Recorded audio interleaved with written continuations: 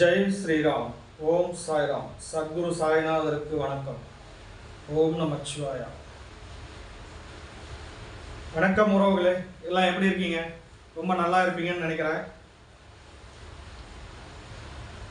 இப்போ இந்த வீடியோ எதுக்கு அப்படின்னாக்கா, இப்போ நம்ம நிறைய காசி யாத்திரை அல்லது வடகிழக்கு யாத்திரை, ஜாலி சுற்றுலா இந்த மாதிரிலாம் இந்த வருஷத்தில் அறிமுகப்படுத்திக்கிட்டே வந்துட்டு இருக்கிறோம்.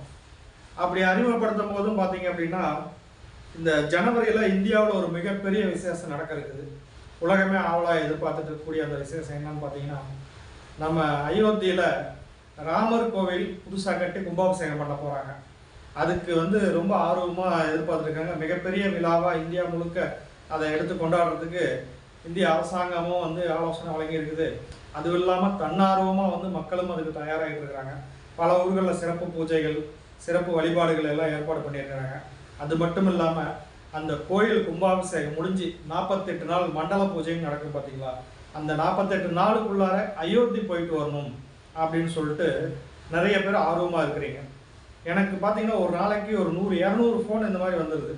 சார், அயோத்திக்கு ஏதாவது ட்ரிப் இருக்குதா, காசிக்கு ஏதாவது ட்ரிப் இருக்குதா, கொஞ்சம் எங்களுக்கு கூப்பிட்டு போங்களே அப்படின்னு சொல்லிட்டு நிறைய ஃபோன் பண்ணி கேட்குறீங்க. ஆனால் எதிர்பாராத விதமாக இந்த அயோத்தி கோயில் கும்பாபிஷேக தேதி என்னைக்கு அறிவித்தாங்களோ அன்னைக்கு இருந்து அந்த வழியில் போகக்கூடிய அத்தனை ரயில்களுக்கும் முன்பதிவு ரொம்ப வேகமாக தீர்ந்துருது. இந்த காரணத்தினால எங்களால் சுற்றுலா ஏற்பாடு பண்ண முடியல.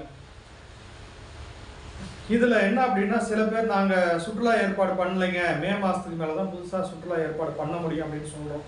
ஏன் அப்படின்னாக்கா, இப்போ நாங்கள் சுற்றுலா ஏற்பாடு அப்படின்னு சொல்லி ஒரு முறையாக பண்ணி கொண்டு போகும்போது உங்கள் எல்லாருக்கும் சரியான முறையில் தங்கிறதுக்கான இடம், சரியான முறையில் வண்டியில் ரயிலில் படுக்கை வசதி, கன்ஃபார்ம்டு டிக்கெட், கன்ஃபார்ம்டு பெர்த் அப்படின்னு சொல்லுவாங்க இல்லையா, அந்த வசதி, அது மட்டும் இல்லாமல் கோவிலுக்கு கொஞ்சம் அருகாமையில் ரொம்ப தூரம் நடக்கவோ ரொம்ப தூரம் சுற்றிட்டு போகிற மாதிரியோ இல்லாமல் கோயிலுக்கு அருகாமையான பகுதிகளில் உங்களுக்கு தங்கிறதுக்கான இட வசதிகளை இப்போ ஏற்பாடு பண்ணுறது, சரியான முறையில் உணவு கொடுக்கறது, இதுக்கெல்லாம் எங்களுக்கு சரியான ஒரு டீம் அமையணும், அந்த இட வசதிகள் அமையணும், ஒரு அமைப்புகள் அப்படிங்கிறது வரணும். ஏன்னா இதை ஒரு பேக்கேஜ் ட்ரிப் அப்படின்னு நம்ம பண்ணும்போது இதுக்கெல்லாம் சரியான சாத்தியக்கூறுகள் இருந்தால் தான் நாங்கள் பேக்கேஜ் டூரை நடத்துவோம்.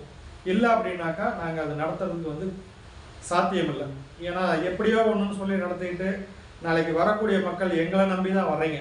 அப்போ சரியான கவனிப்பு நாங்கள் கொடுக்க முடியல அப்படின்னாக்கா பேர் கெட்டு போயிடும். எல்லாம் வர்றவங்க என்ன சொல்லுவீங்க, இன்னொரு 50-100 எச்சு கூட வாங்கியிருக்கலாம்லப்பா, இன்னொரு 100-500 எச்சு கூட வாங்கியிருக்கலாம்ல, எங்களுக்கு சரியான முறையில் வசதி செஞ்சு கொடுக்கணும்ல அப்படின்னு நீங்கள் கேட்பீங்க. இது எல்லா சுற்றுலாவிலையும் எல்லா இடத்துலையும் இருக்கக்கூடிய இயல்பு தான். அதனால் முக்கியமான விஷயம் அங்கே என்னன்னு பார்த்தீங்க அப்படின்னா, இந்த ராமர் கோயில் கும்பாபிஷேகம் அறிவிச்சதுலேருந்து அங்கே தங்கக்கூடிய இடங்களுடைய வாடகைகள் ரொம்ப தாறுமாறாக அதிகமாகிடுச்சு. ஒரு உதாரணத்துக்கு நாங்கள் எங்கள் சுற்றுலாவில் 2 விதமான சுற்றுலா பண்ணுவோம். ஒன்று பார்த்தீங்க அப்படின்னாக்கா தங்கும் அறை வசதி, 3 பேருக்கு ஒரு ஷேரிங் ரூம் அப்படிங்கிற ஒரு பேஸில் 4 பேர் ஷேரிங், டபுள் ஷேரிங் எப்பயோ ஒன்று தான் பண்ணுவோம். அது லக்ஸரியாக பண்ணும்போது தான் பண்ண முடியும்.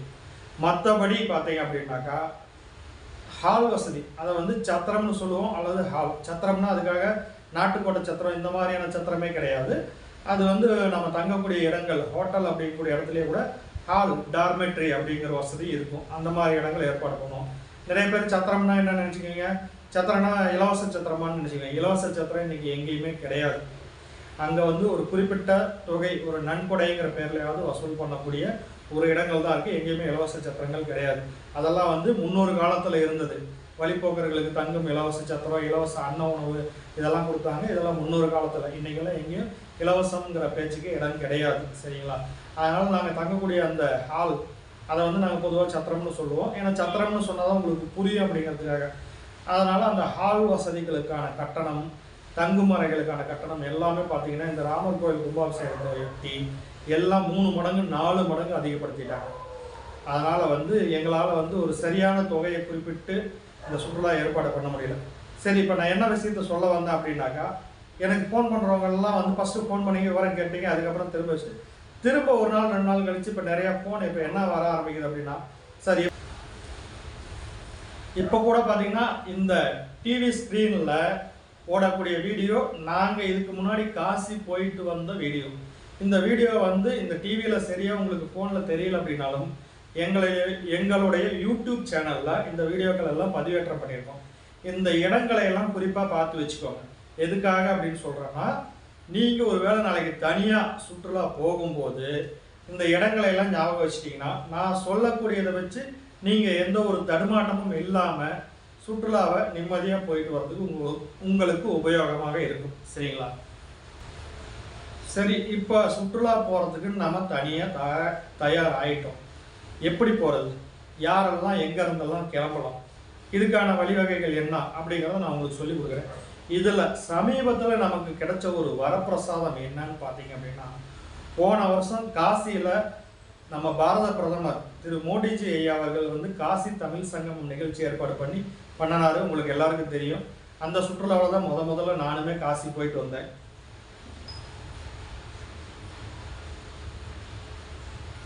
போன வருஷம் காசி தமிழ் சங்கமம் நிகழ்ச்சி நடந்த போதே வந்து ஒரு விஷயத்தை நம்ம ரயில்வே துறை அமைச்சர் அவர்கள் அறிவித்தாங்க. என்ன அப்படின்னாக்கா, காசி தமிழ் சங்கமம் நிகழ்ச்சி நடந்ததன் நினைவாக காசி தமிழ் சங்கமம் சிறப்பு ரயில் விடப்படும் தமிழகத்திலிருந்து அப்படின்னு அறிவித்தாங்க. அதை இந்த வருஷம் 2வது காசி தமிழ் சங்கமம் நிகழ்ச்சி நடந்த போது நமது மரியாதைக்குரிய பாரத பிரதமர் திரு நரேந்திர மோடி அவர்கள் துவக்கி வச்சாங்க. இப்போ அந்த ரயில் வந்து புதுசாக போகிறதுனால நிறைய பேருக்கு தெரியறதில்ல. அதுவும் இல்லாமல் அதில் கூடுதல் வசதி என்னன்னு பார்த்தீங்கன்னா, 4 பெட்டிகள் வந்து ஜென்ரல் கம்பார்ட்மெண்ட் அப்படிங்கிறத வந்து விட்டுருக்குறாங்க. அதாவது reservation sleeper class, first class AC, second class AC, third class AC, இது தவிர ஜென்ரல் கம்பார்ட்மெண்ட் அப்படிங்கக்கூடியது 4 பெட்டிகள் கொடுத்துருக்காங்க. இந்த ரயில் வந்து சமீப காலமாக தான் ஓட ஆரம்பிச்சிருக்கு. இதில் வந்து வடக்கத்தியர்கள் தொந்தரவு இங்கேருந்து போகும்போது நிச்சயமாக இல்லை, 100% இல்லை நான் சொல்ல முடியும். நான் கேள்விப்பட்டேன், அதில் போயிட்டு வந்தவங்களாம் தகவல் சொன்னாங்க. அதனால் வந்து நீங்கள் இந்த ரயிலை உபயோகப்படுத்திக்கலாம். 2வது, இந்த ரயில் தான் நம்ம தமிழகத்தில் இருந்து போகக்கூடிய ரயில்கள்லேயே வேகமாக போகக்கூடிய ரயில். அதாவது வேகமாக அப்படின்னாக்கா குறைந்த நேரத்தில் 30 மணி நேரத்தில் வந்து தமிழகத்திலேருந்து, அதாவது கன்னியாகுமரியிலேருந்து காசியை சென்று அடையுது. அதனால் இந்த ரயில் வந்து நம்ம இந்த இதில் போகணும்னு நினைக்கிறவங்களுக்கு எல்லாம் ஒரு வரப்பிரசாதம். சரிங்களா? இதில் நீங்கள் ஜென்ரல் கம்பார்ட்மெண்ட் டிக்கெட் எடுத்துக்கிட்டே கூட போகலாம். அதுக்கு வந்து கட்டணம் பார்த்தீங்க அப்படின்னாக்கா, கன்னியாகுமரியிலிருந்தே வந்து 490 ரூபா தான் ஜென்ரல் கம்பார்ட்மெண்ட், அதாவது அன்ரிசர்வ்டு டிக்கெட்டு. சென்னை பெரம்பூர்லேருந்து நீங்கள் போகணும்னு நினச்சிங்கன்னா வெறும் 370 ரூபா தான் சென்னை பெரம்பூர் டு காசிக்கே. சரிங்களா? ரொம்ப கட்டணம் குறைவான ரயிலும் கூட இதுதான். இந்த ரயில் பார்த்தீங்க அப்படின்னா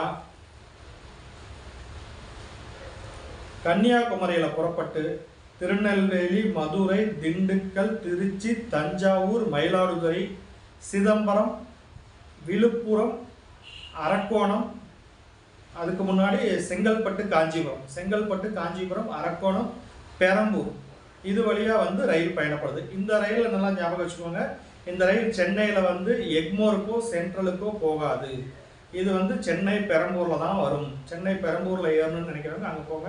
மற்றபடி நான் முன்கூட்டியே சொன்ன மாதிரி இந்த ரயில் ஒரு சிறப்பு அம்சமாக என்ன பண்ணியிருக்காங்க, விழுப்புரத்துலேருந்து செங்கல்பட்டு வந்து செங்கல்பட்டுலேருந்து கட் பண்ணி காஞ்சிபுரம், அரக்கோணம் போய் அங்கேருந்து பெரம்பூர் வழியாக போகிற மாதிரி ஏற்பாடு பண்ணியிருக்காங்க. இது ரொம்ப சிறப்பான ஒரு ஏற்பாடு. இதனால் இந்த பகுதி வழித்தடத்தில் இருக்கக்கூடியவை எல்லாரும் இதை நீங்கள் பயன்படுத்திக்கலாம். இந்த ரயில் வந்து ரொம்ப சுத்தமாக இருக்குது, புதிய பெட்டிகள், ரொம்ப அற்புதமாக இருக்குது அப்படின்னு இந்த போயிட்டு வந்தவங்க 1-2 பேர் சொன்னாங்க. அதனால் இதை நிச்சயமாக பயன்படுத்திக்கங்க. காசி போகிறதுக்கு இது ரொம்ப அற்புதமான ரயில். சரி, காசி மட்டும்தானா? நாங்கள் அயோத்தியெல்லாம் கேட்டோம், நீங்களும் பேசும்போது அயோத்தி தானே ஆரம்பிச்சிங்க அப்படின்னு நீங்கள் கேட்குறது எனக்கு புரியுது, சொல்கிறேன். இப்போ அயோத்தி இதெல்லாம் வந்து நீங்கள் ஒரு இதில் வச்சுக்கோங்க. நான் ஒரு வரிசை கிரமமாக முதல்ல ரயில்கள் நம்ம தமிழகத்திலிருந்து நாம் அந்த பகுதியை சென்று அடைகிறதுக்கு என்ன ரயில்கள் இருக்குது அப்படிங்கிறத சொல்லுங்கிறதுனால இதை சொல்ல ஆரம்பித்தேன். ஏன் அப்படின்னாக்கா, இந்த ரயில் இப்போ புதுசாக ஓட்டதுனால வடக்கத்தியர்களுக்கு இந்த ரயிலை பற்றி பெரும்பாலும் தெரியாது. அதனால் இந்த காசி தமிழ் சங்கமம் சிறப்பு ரயில் வந்து உங்களுக்கு எல்லாருக்கும் அற்புதமாக இருக்கும். இப்போ சமீப காலத்தில் கூட பார்த்தீங்கன்னா நிறைய வந்து ரிசர்வேஷன் கம்பார்ட்மெண்ட்லேயே வந்து வேக்கன்சி, அதாவது இடங்கள் நிறைய இன்னும் காலி இருக்குது.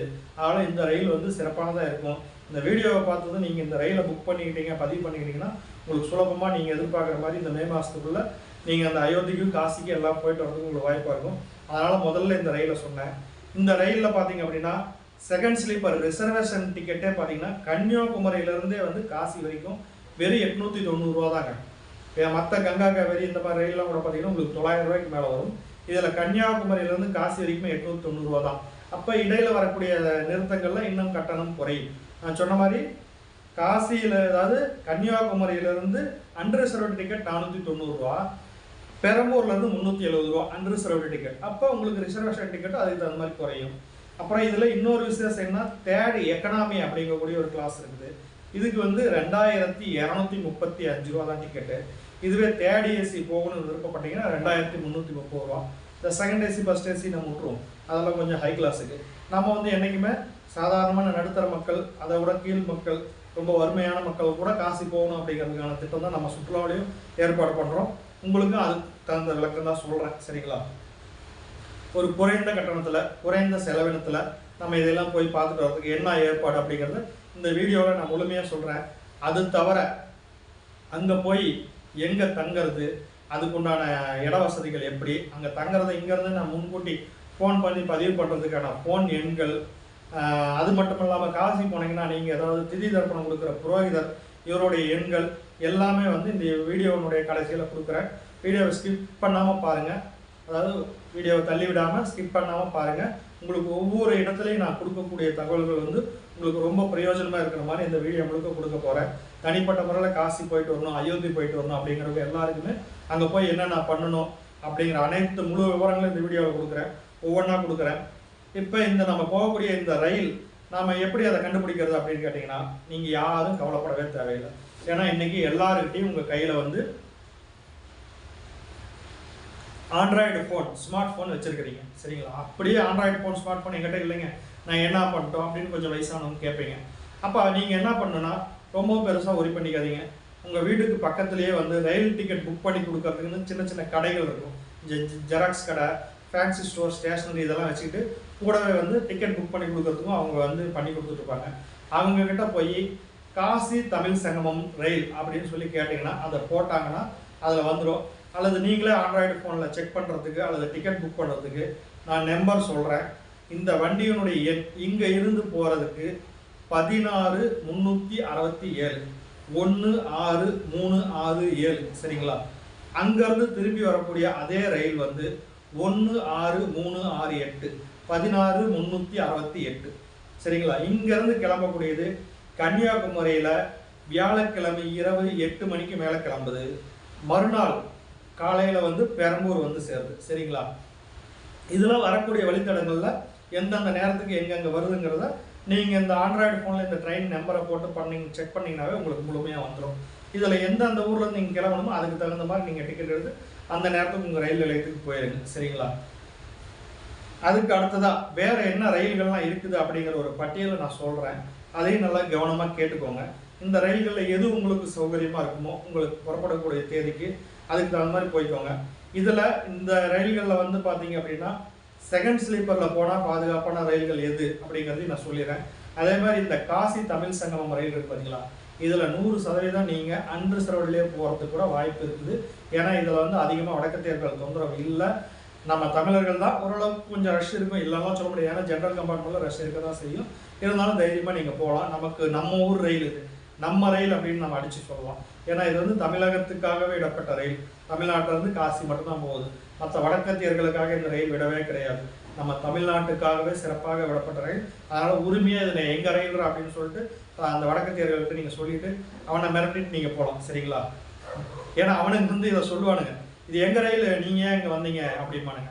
அதனால் எனக்கு இருக்கிற ஒரு கோபம், நான் இந்த பயணத்தில் வந்து அவனுக்கிட்ட கோபமாக சண்டையும் போட்டுக்கிறேன். என்னடா இந்த மாதிரிலாம் பண்ணுறீங்க அப்படின்னா, இது எங்கள் ரயில், உங்களை யார் வர சொன்னா அப்படின்லாம் கேட்போம். இந்த ரயில் நாம் அடித்து சொல்லலாம், இது எங்கள் ரயில் தான், எங்களுக்காக காசு போகிறதுக்கு ரயில்னு சொல்லலாம் தாராளமாக, சரிங்களா? இப்போ இது தவிர நம்ம தமிழ்நாட்டிலேருந்து போகிறதுக்கு தமிழகத்துக்காக சிறப்பாக விடப்பட்ட ரயில் என்னன்னு பார்த்தீங்கன்னா, உங்களுக்கு ஏற்கனவே தெரிஞ்ச ரயில் தான். ராமேஸ்வரத்துலேருந்து பனாரஸ் போகக்கூடிய ராமேஸ்வரம், காசி ராமேஸ்வரம் எக்ஸ்பிரஸ். இது வந்து ஒவ்வொரு வியாழக்கிழமையும் ராமேஸ்வரத்துலேருந்து கிளம்பி இது வந்து பெரம்பூர் வழியாக, எக்மோர் வழியாக போகுது, பெரம்பூர் போகாது. இது அதே தான் ஏற்கனவே சொன்ன மாதிரி. இது வந்து மதுரை திண்டுக்கல்காரங்களுக்குலாம் இது வாய்ப்பு கிடையாது.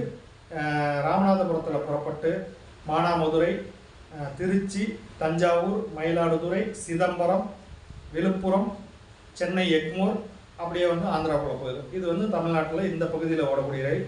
இது வந்து வியாழக்கிழமை இரவு வந்து அதாவது புதன்கிழமை இரவு, வியாழக்கிழமை நள்ளிரவு கணக்குக்கு வியாழக்கிழமை பிறந்தது, அதனால் புதன்கிழமை நள்ளிரவுன்னு வச்சுக்கோங்க நீங்கள்.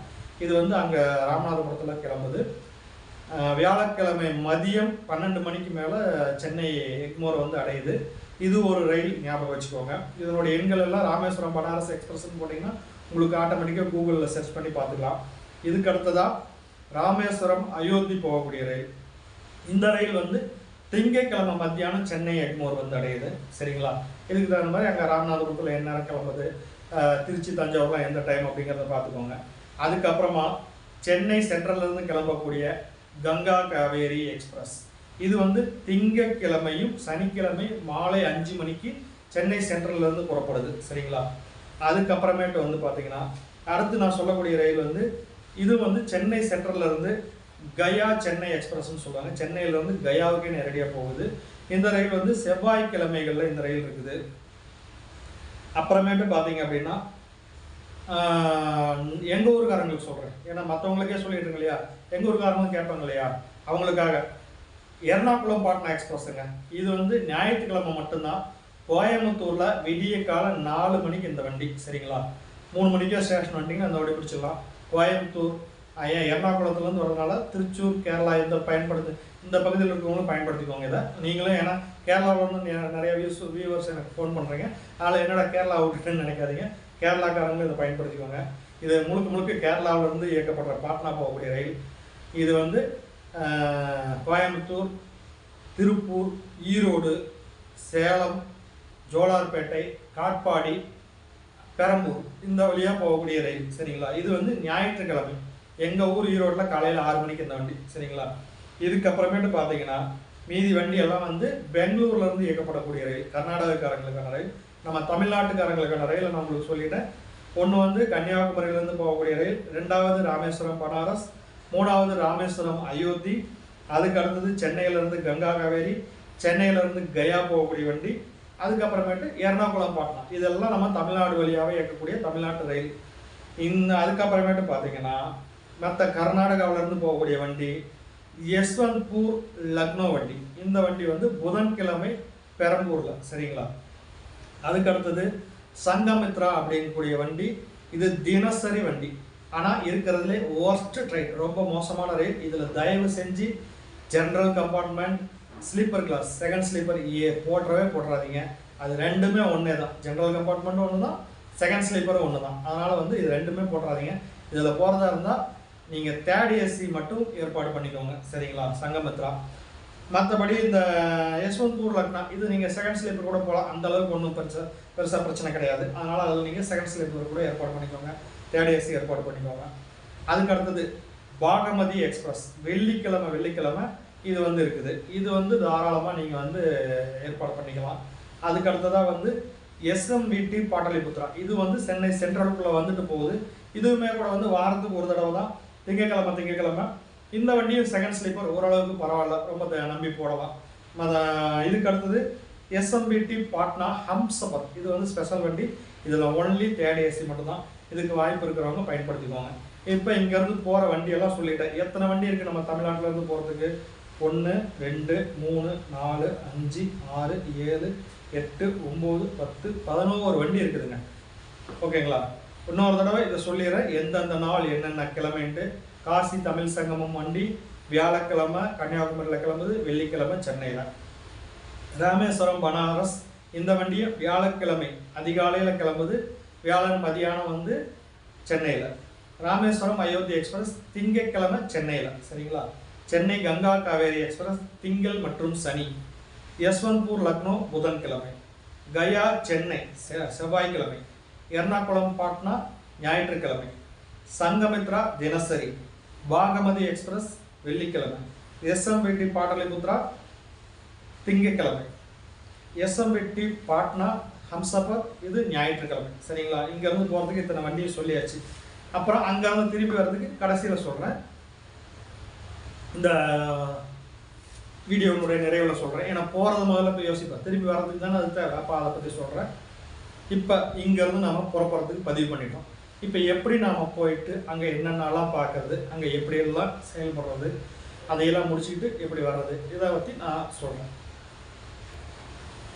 சரிங்க, இப்போ நாம் புறப்பட்டாச்சு. இத்தனை ரயில் நான் சொல்லிட்டேன். இந்த ரயிலில் எந்த ரயிலில் நீங்கள் முடிவு பண்ணிட்டீங்க, புறப்பட்டீங்க. இப்போ புறப்பட்டு அந்த ரயில் நம்ம போய் சேரக்கூடிய நேரம் அதெல்லாம் நீங்களே வந்து அந்த ரயில் பட்டியலை வச்சு கவனிச்சுக்கோங்க. அங்கே போய் சேர நேரத்தை பொறுத்து அங்கே என்னென்ன பண்ணலாம் அப்படிங்கிறத நீங்கள் முடிவு பண்ணிக்கோங்க. இப்போ இதில் நீங்கள் நேரடியாக காசி போனீங்கன்னா காசிலேருந்து அயோத்தி திரிவேணி சங்கமெல்லாம் எப்படி பார்க்குறது என்னங்கிறத அது நீங்களாக முடிவு பண்ணிக்கோங்க. ஆனால் எந்தெந்த ஊரில் போனீங்கன்னா உங்களுக்கு எப்படி தொடர்பு கொள்ளலாம், அங்கே என்னென்ன பார்க்கலாங்கிறத வரிசைக்கிரமாக சொல்கிறேன். ஆனால் நான் சொல்லக்கூடிய முறையில் உங்களுக்கு திரிவேணி சங்கமத்தில் இருந்து ஆரம்பிப்பேன். ஏன்னா அதுதான் முறையும் கூட. காசி யாத்திரை போனீங்க அப்படின்னா திரிவேணி சங்கமத்திலேருந்து நீங்கள் யாத்திரை ஆரம்பிங்க. இது மிக சிறப்பு. நாங்கள் சுற்றுலா நடத்தும் போது சில சமயங்களை மாற்றி நடத்துவோம். ஏன்னா நாங்கள் எங்களுக்கு ரயில் எப்படி அமையுது அப்படிங்கிறத பொறுத்து கயா காசி இதெல்லாம் நாங்கள் ஒரு ப்ரீ பிளானடாக பண்ணுறதுனால எங்களுடைய திட்டம் வேற மாதிரி இருக்கும். ஆனால் உங்களுக்கு சொல்லும் போது இது உங்களுக்கு சௌகரியமாகவும் இருக்கும் அப்படிங்கிறதுனால இந்த ஒரு திட்டத்தை சொல்கிறேன். இதை பிரகாரம் நடைமுறைப்படுத்திக்குவாங்க. சரிங்களா? இப்போ நேரடியாக நீங்கள் வந்து நம்ம ரயில் ஏறியாச்சு. எங்கே போகிற வரைக்கும் எடுக்கணும் அப்படின்னாக்கா டிக்கெட்டு நீங்கள் நேரடியாக காசிக்கே போனாலும் சரி, இல்லைன்னா என்னுடைய வழிகாட்டுதல் என்னென்னா நீங்கள் பிரயாக்ராஜுக்கு டிக்கெட் எடுத்துக்கோங்க. ஒருவேளை பிரயாக்ராஜுக்கு ரிசர்வேஷன் டிக்கெட் இல்லை, வெயிட்டிங் லிஸ்ட்னு காட்டுதுன்னா நீங்கள் பாயிண்ட் டு பாயிண்ட் போட்டு பாருங்கள், காசிக்கு டிக்கெட் கிடைக்கும். அப்போ அதை போட்டு நீங்கள் இறங்குறது பிரயாக்ராஜ்லேயே இறங்கிக்கோங்க. இதில் சில ரயில்கள் தான் வந்து பிரயாக்ராஜ் ஜங்ஷன் போகும். சில ரயில்கள் வந்து பிரயாக்ராஜ் சியோக்கி அப்படின்னு சொல்லக்கூடிய ஒரு ரயில் நிறுத்தத்தில் ஒரு ஜங்ஷனில் போய் நிற்கும். இதெல்லாம் வந்து ரொம்ப பெரிய விஷயம்லாம் கிடையாது. அங்கங்கே இருக்கக்கூடிய ஒரு 5 கிலோமீட்டர் 10 கிலோமீட்டர் தூரத்தில் இருக்கக்கூடிய சில ஸ்டேஷனுக்குலாம், ஏன்னா நிறைய அங்கே வந்து ரயில் போக்குவரத்து இருக்கிறதுனால சில இதை வந்து ஸ்டேஷன்கள் வந்து பிரித்து விட்ருக்குறாங்க. பிரயாக்ராஜ் ஜங்ஷன் அப்படிங்கிறது ஒன்று, பிரயாக்ராஜ் சியோக்கி அப்படிங்கிறது அது ஜங்ஷன் போகாமே முன்னாடியே வந்து திரும்பும். அதில் வந்து எதில் போனீங்கன்னாலும் சரி, நீங்கள் வெளியே ஸ்டேஷன் விட்டு வெளியே வந்தீங்கன்னா உங்களுக்கு ஆட்டோ இருக்கும். சரிங்களா?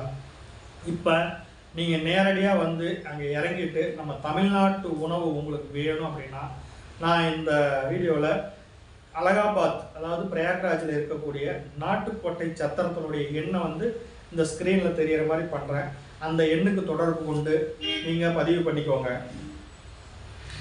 நீங்கள் வர்றீங்க, எத்தனை பேர் வர்றீங்க, எந்த தேதியில் வர்றீங்க அப்படின்னு பதிவு பண்ணிக்கிட்டீங்கன்னா நீங்கள் அங்கே போனீங்க அப்படின்னா உங்களுக்கு தமிழக உணவு, தங்குறதுக்கு இட வசதி எல்லாமே ஏற்பாடு பண்ணி கொடுப்பாங்க.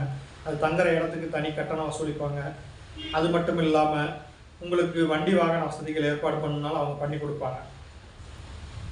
அலகாபாத் நாட்டுக்கோட்டை சத்திரத்தில் போய் நீங்கள் தங்கிட்டு அங்கே உணவு நீங்கள் முன்கூட்டியே ஃபோன் பண்ணி பதிவு பண்ணிங்கன்னா உங்களுக்கு உணவும் தயார் பண்ணி வைப்பாங்க. இதுக்கு எல்லாமே தனி கட்டணம் நீங்கள் செலுத்தணும். அப்புறம் இது இல்லாமல் இப்போ நம்ம அலகாபாத் நாட்டுக்கோட்டை சத்திரம் போகாமல் போயிட்டு வரலாமா அப்படின்னு கேட்டிங்கனாலும் போயிட்டு வரலாம். ரொம்ப சுலபமாக அதுக்கு எப்படி போயிட்டு வரதுன்னு நான் வழி சொல்கிறேன். ஏன்னா நிறைய பேர் வந்து ஏங்க அதுக்கு போய் தங்கிட்டு அதுக்கு வேறு ஒரு செலவாகுது, இன்னும் குறைஞ்ச செலவில் எங்களுக்கு சொல்லிக் கொடுங்க அப்படின்னா இதில் என்ன அப்படின்னாக்கா நீங்கள் தமிழ்நாட்டு உணவு தேவையில்லை, எந்த உணவாக இருந்தாலும் எனக்கு ஒத்துக்கும், எதாக இருந்தாலும் நான் சாப்பிட்டு செமிச்சிடுவேன், செரித்து ஜீரணம் பண்ணிடுவேன், நான் சாப்பாட்டுக்கெல்லாம் நான் முக்கியத்துவம் கொடுக்க மாட்டேன் அப்படின்னு கேட்குறவங்களா இருக்கீங்களா? நீங்கள் 100% ஓகேங்க. ஏன்னா ட்ராவலிங்க்கு இந்த மாதிரியான ஒரு ஆள் தான் 100% ஃபிட்டு. எங்கே என்ன கிடைக்குதோ அந்த அந்த உணவை நம்ம சாப்பிட்டு ஜீரணம் பண்ண நம்ம உடம்ப சரியான முறையில் நம்ம வச்சுருந்தோம்னாக்கா நம்ம ரொம்ப சுலபமான கட்டணத்தில் நிறையா ஊர்களை சுற்றிட்டு வரலாம். கிட்டத்தட்ட ஒரு 20 வருஷமெல்லாம் நான் அந்த மாதிரி நிறையா ஊர் சுற்றிருக்கிறேன். அதனால தான் இன்றைக்கி எங்கே வேணாலும் போக முடியுது, போயிட்டு சுற்றிட்டு வரதுக்கு எனக்கு தைரியம் இருக்குது. ஆனால் அது எல்லாருக்கும் ஒத்துக்குமான்னு தெரியாது. ஒத்துக்கிறவங்க இதை பண்ணிக்குவாங்க. அந்த மாதிரி நீங்கள் உங்களால் பண்ண முடியும் அப்படின்னா தாராளமாக வாங்க, உங்களுக்கு இன்னும் செலவு குறையும். எப்படின்னு கேட்குறீங்களா? நீங்கள் எந்த ஜங்ஷன் போய் சேரீங்களோ அந்த ஜங்ஷன் அந்த ரயில் வந்து முடிஞ்ச அளவுக்கு விடிகாலை போய் சேர்கிற மாதிரி இருந்தால் பார்த்துங்க. ஆனால் பெரும்பாலான ரயில்கள் வந்து இரவு தான் அங்கே போய் சேர்கிற மாதிரி இருக்கும், ஒரு 10 மணி 10:30 மணி போல். அப்போ நம்ம கண்டிப்பாக வந்து நாட்டுக்கோட்டை சத்திரம் போய் தங்குற மாதிரி தேவைப்படும். அப்படி இல்லை அப்படின்னாக்கா ரயில்வே ஸ்டேஷன்லேயே தங்கிக்க முடியுமா? தங்கிக்கோங்க. இது எப்படின்னா பெண்கள், ஓரளவுக்கு வயசு உள்ள பெண்கள், குழந்தைகள்லாம் கூப்பிட்டு போனீங்கன்னா இந்த மாதிரி ரயில்வே நிலையத்தில் தங்கிறது சிரமம். மற்றபடி நீங்கள் ஆண்களாக தான் போகிறீங்களா அல்லது கொஞ்சம் எல்லாம் வயசானவங்களாம் போகிறீங்களா, ஆனால் ரயில்வே ஸ்டேஷனில் கூட இருந்துக்குவோம் அப்படிங்கிறது உங்களுக்கு துணிச்சலாக இருந்தது அப்படின்னா நீங்கள் போய் சேர்ந்த நேரத்தை வச்சு ரயில்வே ஸ்டேஷனில் தங்கிட்டு காலையில் அதிகாலை நேரத்தில் ஒரு 5 மணி 6 மணிக்கு மேலே ரயில்வே ஸ்டேஷனுக்கு வெளியே வந்தீங்கன்னா அங்கே ஹிந்திக்காரங்க தான் இருப்பாங்க, ஆட்டோக்காரங்க. தமிழ் அவங்களுக்கு தெரியாது. இருந்தாலும் 1-2 வார்த்தை ஹிந்தியோ அல்லது 1-2 வார்த்தை இங்கிலீஷோ உங்களால் பேசி சமாளிக்க முடியும் அப்படிங்கிற தைரியம் மட்டும் இருந்துட்டால் போதும். பாஷை எங்கேயும் முக்கியம் இல்லைங்க. நமக்கு ஒரு சில வார்த்தைகள் மட்டும் தெரிஞ்சால் போதும். தைரியம் மட்டும் நம்ம மனசில் இருந்ததுன்னா இந்தியா மட்டும் இல்லை, உலகம் பூரா நம்மளால் சுற்றிட்டு வர முடியும். சரிங்களா? இப்போ இங்கே வெளியே போகிறோம். இங்கே வெளியே போனதுமே நம்மளை பார்த்ததுமே அவங்க கூப்பிடுவாங்க, சங்கம் போகணுமா, சங்கம் போகணுமான்னு. திரிவேணி சங்கமம் அப்படிங்கிறது அவங்க சங்கம் அப்படின்னு தான் சொல்லுவாங்க. அதனால் நீங்களேவும் போகலாம், அல்லது நீங்கள் பெட்டி படிக்கையோடு வெளியே போகும்போது சங்கம்னு கூப்பிடுவாங்க. இதில் அவங்க சொல்லக்கூடிய வார்த்தைகள் ஹிந்தியில் இருந்ததுன்னா நீங்கள் இங்கிலீஷில் ஒரு சில வார்த்தைகள் சொல்லுங்கள். உங்களுக்கு ஹிந்தி ஒரு சில வார்த்தைகள் தெரியும்னா ஒன்றும் பிரச்சனை இல்லை. தோராயமாக பார்த்தீங்க அப்படின்னா நீங்கள் எந்த ரயில் நிலையத்தில் இறங்கினாலும் அங்கே இருந்து ஒரு ஆட்டோவுக்கு 200 ரூபா கேட்பாங்க. குறைஞ்சபட்சம் 5 பேர் அதில் உட்காரலாம். நெருக்கி பிடிச்சி உட்காந்திங்கன்னா ஒரு 6 பேர் 7 பேர் உட்காரலாம். 200 ரூபாய்க்கு மேலே அவங்க கேட்பாங்க. 300 ரூபா 400 ரூபா 500 ரூபாம்பாங்க. ஆனால் நீங்கள் ஒரு 200 ரூபா அல்லது 300 ரூபாய்க்குள்ளேயே அதிகபட்சம் பேரம் பேசி இங்கிலீஷ் நான் சொன்ன மாதிரி 200, 300, 400 எந்த மாதிரி நீங்கள் பேரம் பேச முடியுமோ அந்த மாதிரி பேரம் பேசிக்கோங்க. ஏன்னா குறைஞ்சபட்சமான தொகை 200 தான். ஆனால் வந்து சீசனை பொறுத்து அவங்க வந்து கேட்பாங்க. 300 ரூபாய்க்கு மேலே கொடுக்க தேவை இருக்காது. ஏன்னா நான் வந்து 300 ரூபாய்க்கு மேலே கொடுத்து போனதில்லை, தனிப்பட்ட முறையில் போகும்போது. ஆனால் தனிப்பட்ட முறையில் போகிறது கம்மி. ஏன்னா நாங்கள் வந்து பேக்கேஜாக பண்ணதுனால எங்களுக்கு ஆல்ரெடி நாங்கள் போய் நிற்கும் போது அங்கே பஸ் எல்லாமே தயாராகி நாங்கள் போயிடுவோம். இதனால் உங்களுக்கு சொல்லுங்கிறதுக்காக ஒரு சில சமயங்களில் தனிப்பட்ட முறையில் போய் பார்க்கலான்னு போய் பார்த்ததில் இந்த தகவல்கள் அடிப்படையை வச்சு நான் உங்களுக்கு சொல்கிறேன். உங்களுக்கு ஆட்டோவுக்கு இப்போ நீங்கள் எத்தனை பேர் அங்கே போகிறீங்க அப்படிங்கிறத பொறுத்து ஒரு ஆட்டோவுக்கு 300 ரூபான்னு வச்சுக்கோங்களேன். இப்போ 5 பேர் 6 பேர் எப்படி நீங்கள் ஒரு குழுவாக இங்கேருந்து போகிறீங்க அப்படிங்கிறத வச்சு நீங்கள் முடிவு பண்ணிக்கோங்க. அங்கே வந்து சங்கம் அப்படின்னு நீங்கள் சொல்லி ஆட்டோ ஏறிக்கோங்க. ஏறினீங்கன்னா அவங்க திரிவேணி சங்கமத்துக்கிட்ட கொண்டு போய் விடுவாங்க. அங்கே இறங்கி படகு சவாரி பண்ணுறதுனாலும் பண்ணுங்க. ஏன்னா ஒரு படகு சவாரிக்கு ஒரு ஆளுக்கு 150 ரூபா 200 ரூபா கேட்பாங்க. அவங்களே கூட்டிகிட்டு போயிட்டு கொண்டாந்து விடுவாங்க. அது தவிர அங்கே போய் பார்க்கிங் சார்ஜ் அது இதுன்ட்டு ஒரு 50 ரூபா வரைக்கும் கேட்பாங்க. இதெல்லாம் தேவையில்லை, படகுல சவாரி பண்ண வேண்டாம் அப்படின்னாக்கா கிட்டத்தட்ட அவங்க ஆட்டோவில் இறக்கி விட்ற இடத்துல வந்து 1 கிலோமீட்டர் 1.5 கிலோமீட்டர் அந்த மணல்லையே நடக்கிற மாதிரி இருக்கும். அந்த நதிகள் சங்கமம் ஆகக்கூடிய முக்கோணம் போன்ற ஒரு வடிவம் இருக்கும். அந்த ஃபோட்டோவை நான் இந்த வீடியோவில் போடுறேன், நீங்கள் நல்லா பார்த்துக்கோங்க. ஆட்டோவை இறக்கி விட்ற இடத்துல வந்து 1.5 கிலோமீட்டர் வரைக்கும் நடக்கிற மாதிரி இருக்கும். அந்த மணல் திட்லேயே நடந்து போனீங்கன்னாக்கா கங்கையும் யமுனையும் சங்கமிக்கக்கூடிய இடம். இந்தாண்ட கங்கை இருக்கும், செம்மண் கலரில் வரும். இந்தாண்ட யமுனை இருக்கும். இது கொஞ்சம் பாசி படர்ந்த வண்ணத்தில் பச்சை கலர் தண்ணியாக வந்து ரெண்டும் சங்கமிக்கக்கூடிய இடத்துல முக்கோணமாக இருக்கும். அங்கே வந்து காவல்துறையினர் மூலமாக இந்த பிளாஸ்டிக் டப்பாக்கள்லாம் மாதிரி போட்டு ஒரு இது ரெடி பண்ணியிருப்பாங்க, பாதுகாப்பான இடம். அந்த பாதுகாப்பு வளையத்துக்குள்ளே குளிக்கிற மாதிரி இருக்கும். அதுக்குள்ளே பார்த்து நீங்கள் இந்தாண்ட கங்கையில் இந்தாண்ட திரிவேணி சங்கமத்தை குளிச்சுட்டு தீர்த்தமெல்லாம் அங்கே எடுத்துக்கோங்க. எடுத்துக்கிட்டு இப்போ நீங்கள் அதெல்லாம் முடிக்கிறதுக்கு உங்களுக்கு 2-3 மணி நேரம் ஆகும். எல்லாம் முடிச்சுட்டு வந்தீங்க அப்படின்னாக்கா பக்கத்தில் வந்து அந்த எதிரிலேயே வந்து ஒரு கோட்டை தெரியும், அக்பர் கோட்டை அப்படின்னு. அந்த அக்பர் கோட்டைக்குள்ளார நீங்கள் நுழையிறதுக்கு ஒரு பாதை இருக்கும். நுழைஞ்சதும் இடதுபுறம் ஒரு பாதை, வலதுபுறம் ஒரு பாதை இருக்கும். இடதுபுறம் போகாதீங்க, அது வந்து இராணுவ கட்டுப்பாட்டில் இருக்கக்கூடிய ஒரு பாதை. அதுக்குள்ளே போக விட மாட்டாங்க, வேலி போட்டிருப்பாங்க. ஒரு சில நேரங்களில் திறந்திருந்ததுனாலும் போகாதீங்க. வலதுபுறத்தில் கோயிலுக்கு போகிற தடம் இருக்கும், அது வழியாக உள்ளே போங்க. அங்கே அட்சய வடம் அப்படிங்கக்கூடிய ஒரு ஆலமரம் இருக்குது, பல லட்சம் வருஷங்கள் பழமையான ஆலமரம்.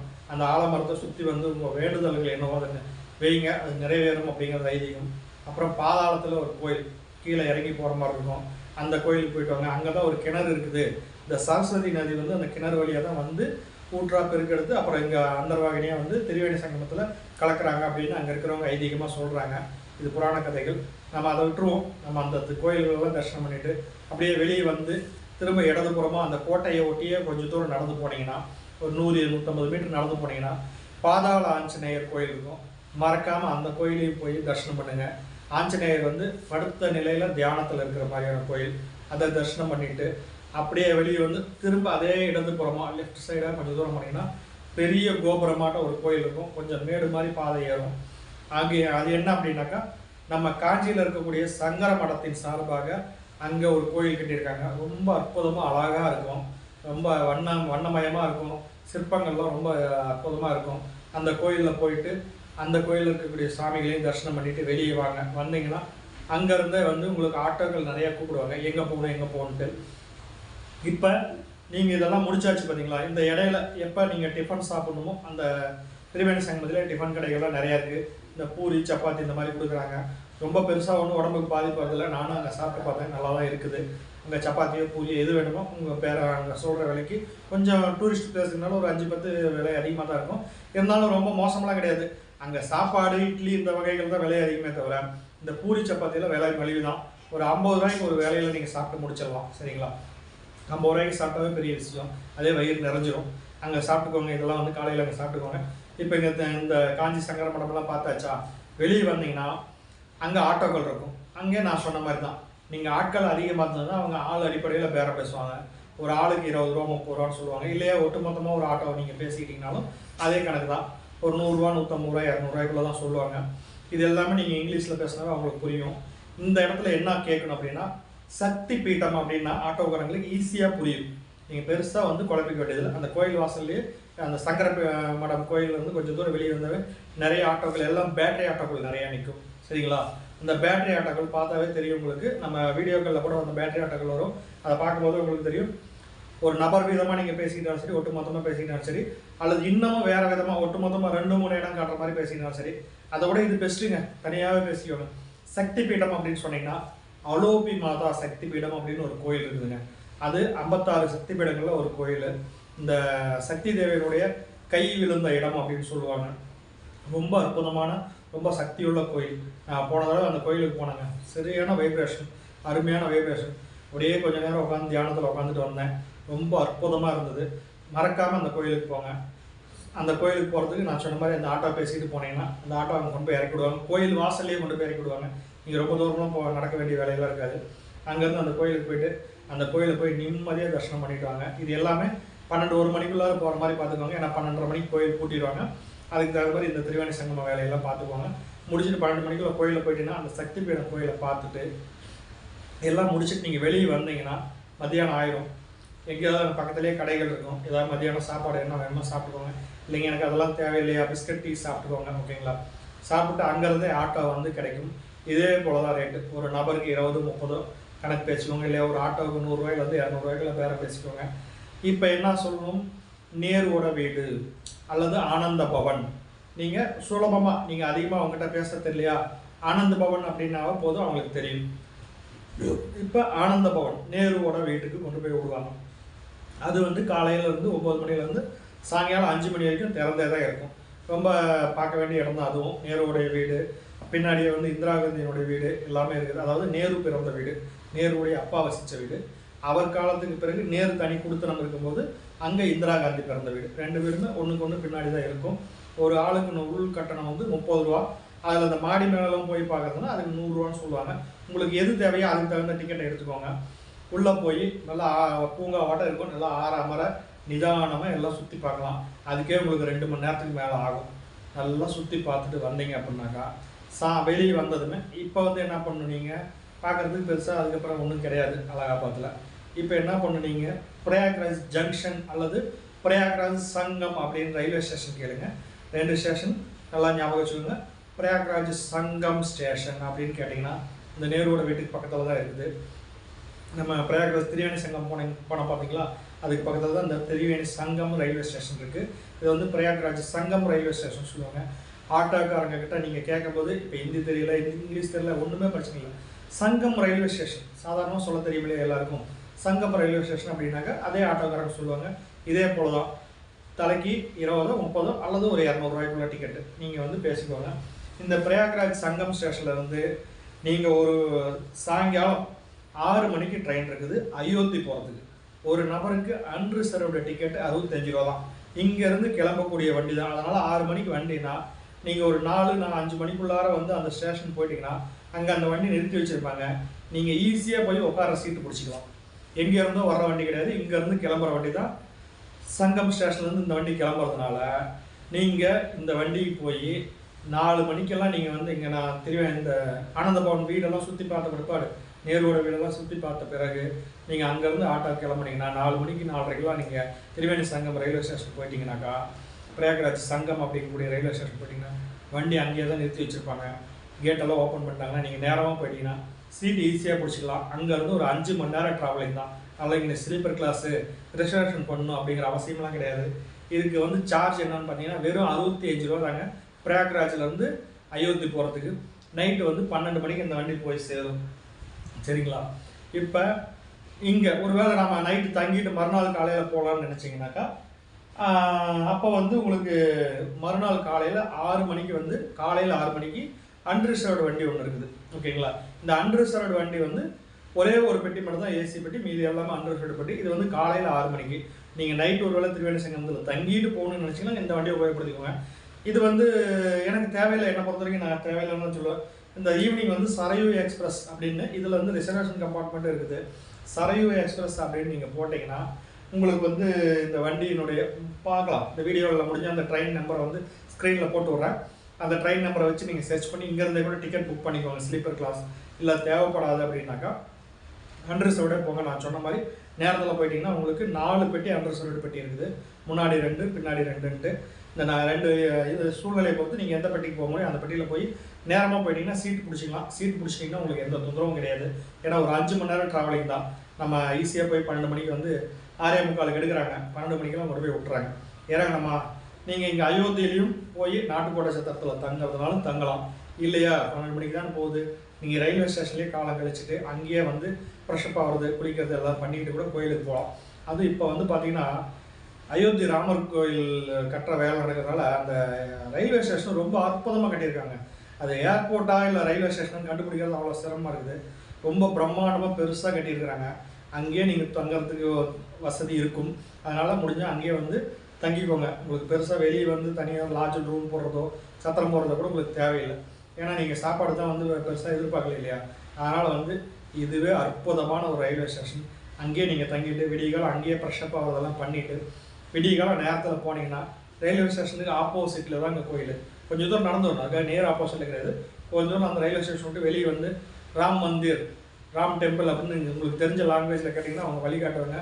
ரயில்வே ஸ்டேஷன் வந்து நேர் தடம் தான். நேர் தடத்தில் அப்படியே வெளியே வந்தீங்கன்னா அந்த ரயில்வே ஸ்டேஷன் தடம் முடிஞ்சது ஆப்போசிட்லேயே ராமர் கோயிலுக்கு போகக்கூடிய பாதை. அது சிறப்பாக இப்போதான் வடிவமைச்சு ரொம்ப அற்புதமாக பண்ணியிருக்காங்க. உங்களுக்கு நீங்கள் எங்கேயும் தேட வேண்டிய வேலை இருக்காது. அப்படியே நேராக அந்த வழியாக போனீங்கன்னா இப்போ இங்கே மட்டும் என்னென்னா அந்த இடத்துல நுழைவாயில்களில் உங்களுக்கு லாக்கர்ஸ் நிறைய வச்சுருப்பாங்க, ப்ரைவேட் லாக்கர்ஸ். அதுவும் வேண்டாம்னா இன்னும் கொஞ்சம் தூரம் உள்ளே போனீங்கன்னா கோயில் சார்பான லாக்கர்ஸ் இருக்கும். அந்த இடத்துக்கு போயிட்டு உங்களுடைய செப்பலை வெளியே விட்டுட்டு உள்ள செல்ஃபோனு, ஒரு பிஸ்கட்டு, தண்ணி பாட்டில் எதுவுமே உள்ள அலோடு கிடையாதுங்க. நீங்கள் உங்களுடைய ஏடிஎம் கார்டு, மணி பர்ஸு இது மட்டும் தான் உள்ள அலோடு. லேடிஸ் ஹேண்ட்பேக் வச்சுருந்தீங்கனாலும் அந்த ஹேண்ட்பேக்கில் உங்களுடைய கேஷு, மெடிசின்ஸ் 1-2 இது மட்டும் தான் அலோடு. அதுவும் நிறையா மாத்திரை வச்சுருந்தா அதையுமே எடுத்து போட சொல்கிறாங்க. அதெல்லாம் முடிஞ்ச அளவுக்கு நீங்கள் அந்த ராமர் கோயில் உள்ளே போகணும்னு நினச்சிங்க அப்படின்னா வெளியே லாக்கர்லேயே உங்களுடைய ஹேண்ட்பேக் முதற்கொண்டு உங்களோட பர்ஸு மட்டும் கையில் வச்சுக்கோங்க. பர்ஸு, ஏடிஎம் கார்டு இந்த மாதிரி வச்சுக்கோங்க. வாட்சில் எடுத்துக்கிட்டு நீங்கள் பார்த்துக்கிட்டிங்கன்னா உங்களுக்கு நார்மலான பழைய காலத்து முள் வாட்ச் மட்டும்தான் அலோடு. இந்த எலக்ட்ரானிக் வாட்ச்சு, இந்த ஹெட்ஃபோன் சார்ஜரு, ஃபோன் சார்ஜரு இந்த மாதிரி எதுவுமே உள்ள அனுமதி கிடையாதுங்க. எல்லாமே லாக்கரில் வச்சுட்டு போயிட்டீங்கன்னா அங்கே செக் பண்ணும்போது எந்த ஒரு தொந்தரவும் இல்லாமல் நீங்கள் போகிற குழு அப்படியே வந்து போயிட்டு அங்கே செக் பண்ணுறதுக்கு தனித்தனி வரிசைகள் இருக்கும். ஆணுக்கு தனியான வரிசை, பெண்களுக்கு தனியான வரிசை. அங்கே உள்ளே போனதும் உங்களை முழுசாக வந்து செக் பண்ணிட்டு தான் உள்ளே விடுவாங்க.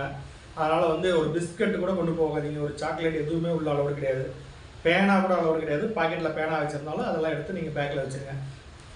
அதனால் வந்து கேஷு, ஏடிஎம் கார்டு இதை மட்டும் வச்சுக்கிட்டு நீங்கள் போயிட்டு வாங்க.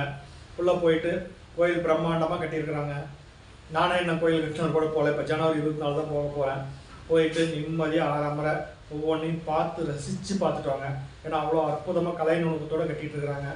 அற்புதமாக எல்லாம் பார்த்துட்டு ரசிச்சுட்டு அப்படியே வெளியே வந்தீங்கன்னா இதுக்கு இன்னொன்று சொல்ல மறந்துட்டேன். போகிறதுக்கு முன்னாடி இந்த ராமர் கோயிலுக்கு போகிறதுக்கு வழியிலேயே பக்கத்தில் வலது கை பக்கம் ஹனுமன் கர்கி அப்படின்னு ஒரு கோயில் இருக்குது. அது கொஞ்சம் சந்தாக போகணும். நீங்கள் அவரை பார்த்துட்டு போனீங்கனாலும் சரி, இல்லை முதல்ல ராமர் கோயிலை பார்த்துட்டு வந்தீங்கனாலும் சரி. ராமர் கோயிலை பார்த்துட்டு வெளியே வந்ததும் ஹனுமன் கர்கி அப்படின்னு கேட்டிங்க அப்படின்னா சொல்லுவாங்க. ஒரு சின்ன மேடு மாதிரியான ஒரு குன்று மாதிரியான இடத்துல அந்த கோயில் இருக்குது. குன்றுன்னு சொல்ல முடியாது, சின்ன மேடு தான். கொஞ்சம் சந்தாக போகணும். அது ஒரு வேளை இந்த கோயிலெலாம் ஓப்பன் ஆனது கூட அந்த கோயிலுக்கு போகக்கூடிய வழிகாட்டி பலகையெல்லாம் இதை வைக்கிறாங்களான்னு தெரில. ஏன்னா நான் இப்போ கடைசியாக போனப்போ கூட வந்து எல்லாம் வேலைகள் நடந்துட்டு இருந்ததுனால இந்த மாதிரியான ஏற்பாடுகள்லாம் இல்லை. இனிமேட்டு அந்த ஏற்பாடு இருந்தாலும் உங்களுக்கு வழிகாட்டி பலகைகள் இருக்கும். ஜஸ்ட்டு கொஞ்சம் தூரம் தான், ஒரு 2 தெருவு நடந்து போகிற மாதிரி தான் இருக்கும். ஹனுமன் கர்கி அப்படின்னு கேட்டிங்கன்னா போதும். ஹனுமன் கர்கி டெம்பிள், தெளிவாக நான் சொல்கிறேன். ஹனுமன் கர்கி டெம்பிள் அப்படின்னா ஒரு போலீஸ்காரை கேட்டாலும் சரி, யாரை கேட்டாலும் சொல்லுவாங்க. பக்கத்துலேயே இருக்கும். ரொம்ப அற்புதமான ஒரு கோயில், அனுமர் கோயில். அங்கே அனுமர் கோயிலை பார்த்துட்டு வாங்க. ஒரு சிலர் ஐதீகமாக என்ன சொல்லுவாங்கன்னா, முதல்ல வந்து அந்த அயோத்தியினுடைய நகர காவலராக வந்து அந்த ஹனுமான் தான் இருக்கிறாரு, அவரை பார்த்துட்டு தான் ராமரை தரிசிக்க போகணும்னு சொல்லுவாங்க. அது உங்களுக்கு அந்த இடத்துல சௌகரியம் எப்படியோ அதை பார்த்துக்கோங்க, சரிங்களா? இதை பார்த்துட்டு வெளியே வந்தீங்கன்னா கொஞ்சம் கொஞ்சம் தூரத்தில் வந்து தசரதன் தர்பார், சீதா கிச்சன் அப்படிங்கிற இடமெல்லாம் இருக்கும். இது வந்து நீங்கள் நடந்து போக முடியாது. ஆட்டோக்காரங்க பேக்கேஜ் மாதிரி ஏதாவது வச்சுருப்பாங்க. அவங்கக்கிட்ட வந்து நீங்கள் கேட்டுக்கிட்டு போங்க. இப்போ இன்னொன்று சொல்ல மறந்துட்டேன். இந்த ரயில்வே ஸ்டேஷனில் குளிக்கிறத பற்றி சொன்ன பார்த்தீங்களா? ஒருவேளை நீங்கள் ரயில்வே ஸ்டேஷனில் குளிக்காமல் சரையு நதியில் குளிக்கிறது ரொம்ப புண்ணியம். அதை மறக்காமல் நீங்கள் போய் பார்க்கணும். அதனால் ரயில்வே ஸ்டேஷன் விட்டு நீங்கள் காலையில் விடிய காலம் வெளியே வந்தீங்கன்னா ஆட்டோ இருக்கும். சரையு நதி போகணும் அப்படின்னா உங்களுக்கு ஒரு 20 ரூபா 30 ரூபா தான் கேட்பாங்க. அந்த நதிக்கிட்ட கொண்டு போய் விடுவாங்க.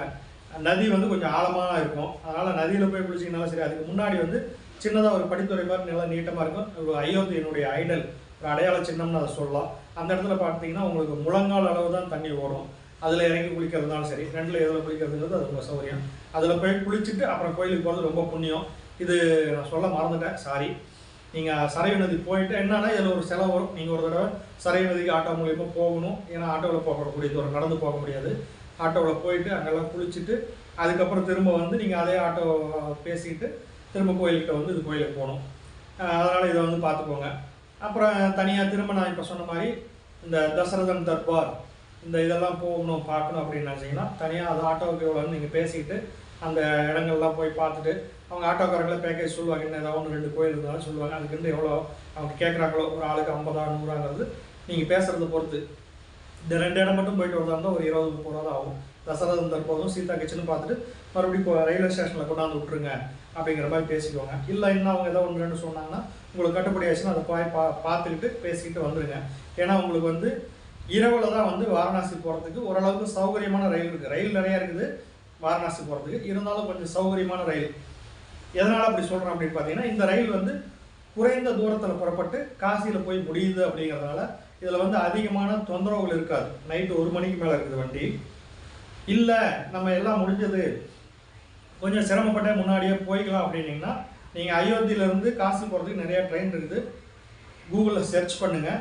அப்படி ரிசர்வேஷன் இருந்ததுன்னா ரிசர்வேஷன் பண்ணிக்கோங்க. இதுவும் வந்து பார்த்தீங்கன்னா உங்களுக்கு ஒரு 5-6 மணி நேரம் ட்ராவலிங் தான். இல்லை நம்ம அன்ரிசர்வோட காசு கம்மியாக இருக்குது, நான் தான் சொன்ன மாதிரி எப்படினாலும் ரிஸ்க் எடுத்து போகலாம் அப்படிங்கிறவங்க அன்ரிசர்வ்டில் போங்க. வெறும் 70 ரூபா தான் டிக்கெட்டு. இந்த 2 ரயில் நைட்டு 1 மணிக்கு இருக்குது அந்த ரயில். அந்த வண்டி பார்த்தீங்கன்னா லக்னோவிலேருந்து போகக்கூடிய வண்டி, சாப்ரா போகக்கூடிய வண்டி 1 மணிக்கு. அதுக்கடுத்தது பார்த்தீங்கன்னா பரேலி அப்படிங்கிற ஊரில் வந்து காசியோடு போய் நிற்கக்கூடிய வண்டி. இந்த இது வந்து 1:38க்கு. இந்த வண்டி வந்து காசியோடு போய் நிற்கிறதுனால அதிகமாக வந்து வேறு தேவையில்லாத கூட்டங்கள் இருக்காது. இந்த கோயிலுக்கு போகிற கூட்டம் மட்டும்தான் அதில் இருக்கும். அதனால் இது வந்து ஓரளவுக்கு உங்களுக்கு அன்ரிசர்வ்டில் போனாலும் போகக்கூடிய ஒரு வாய்ப்பு இருக்கும்.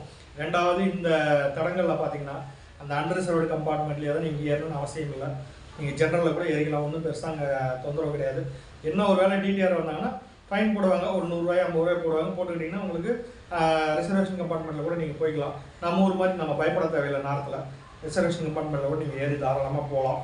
அதனால் வந்து நீங்கள் மற்ற வண்டிகளில் கூட ஏறி போக முடியும் அப்படின்னாக்கா இன்னும் ஒரு 100 ரூபா பெனால்ட்டி கட்ட தயாராக இருந்தீங்கன்னா 100-150 பெனால்ட்டி கட்டிட்டு நீங்கள் வந்து சாயங்கால நேரத்தில் காசி போகக்கூடிய வண்டிகள் எதுங்கிறது பெரும்பாலான வண்டிகள் காசி போகுது, இல்லையா டிடியூ தான் போகுது.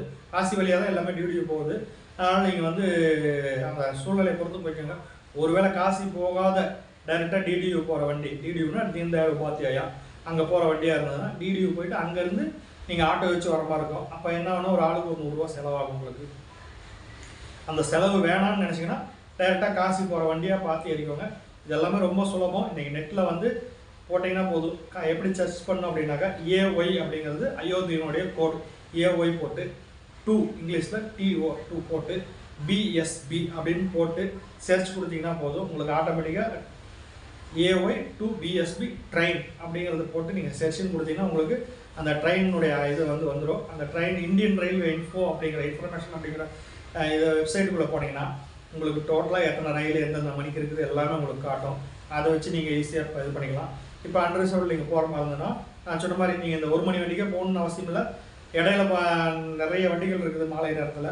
ஏதோ ஒரு வண்டிக்கு நீங்கள் பிடிச்சிங்கன்னா அங்கேருந்து ஒரு 6 மணி நேரம் 7 மணி நேரம் தான் நீங்கள் ஜாமத்தில் போய் காசி போய் சேர்ந்துடலாம். ஓகேங்களா? இப்போ காசி வந்து சேர்ந்துட்டோம். இதுக்கு மேலே என்ன பண்ணலாம் சொல்கிறேன். காசி ரயில்வே ஸ்டேஷன் விட்டு வெளியே வந்தீங்கன்னா நீங்கள் அங்கே இருந்து நந்தி சர்க்கிள் போகிறதுக்கு நான் முன்ன சொன்ன மாதிரி இந்த ஆட்டோக்காரங்களுக்கு ஒரு ஆளுக்கு 20 ரூபா தான். அதுக்கு மேலே தயவு செஞ்சு கொடுக்காதீங்க. அல்லது ஒரு ஆட்டோவுக்கு 100 ரூபா தான். 5 பேர் உட்காரலாம் பேட்டரி ஆட்டோவில். யாராவது ஒரு சிலர் 150 ரூபா கேட்பாங்க. அது நீங்கள் பேரம் பேசிக்கலாம். 150 ரூபானாலும் ஒன்றும் தப்பு இல்லை. ஒரு 50 ரூபா தான் அவங்க சாப்பிட்டுமே இருக்குது. ஒரு 50 ரூபா அவங்களுக்கு நம்ம வயிற்றுப்பாட்டு கொடுத்த மாதிரி இருக்குமே, தப்பு இல்லை. 150 ரூபா ஒரு பெரிய தொகை இல்லை. ஏன்னா 5 பேர் போகும்போது தலைக்கு 30 ரூபா தானே வரும் உங்களுக்கு. இந்த ஆட்டோ பேசிக்கங்க. நந்தி சர்க்கிள் அப்படின்னு சொல்லி கேட்டிங்கன்னா நந்தி சர்க்கிள் பக்கத்துமாக கொண்டு போய் விடுவாங்க. நீங்கள் நைட்டுங்கிறதுனால நந்தி சர்க்கிள் வரைக்குமே கொண்டு போய் விடுவாங்க. ஒருவேளை நீங்கள் போய் சேர நேரம் காலையில் 7 மணி 8 மணிக்கு மேலேனா நந்தி சர்க்கிள் வரைக்கும் வண்டி போகாது. ஆட்டோ இப்போ விடுறதில்ல. இப்போ நந்தி சர்க்கிளுக்கு முன்னாடியே ஒரு சர்க்கிள் இருக்குது, அங்கே கொண்டு போய் விடுவாங்க. அந்த இடத்துக்கு கொண்டு போய் விட்டாங்கன்னா நீங்கள் அங்கேருந்து நந்தி சர்க்கிள்னு கேட்டுட்டு போகலாம். அல்லது நம்ம வீடியோவை பாருங்கள், அந்த தடம் நேர் தடம் தான்.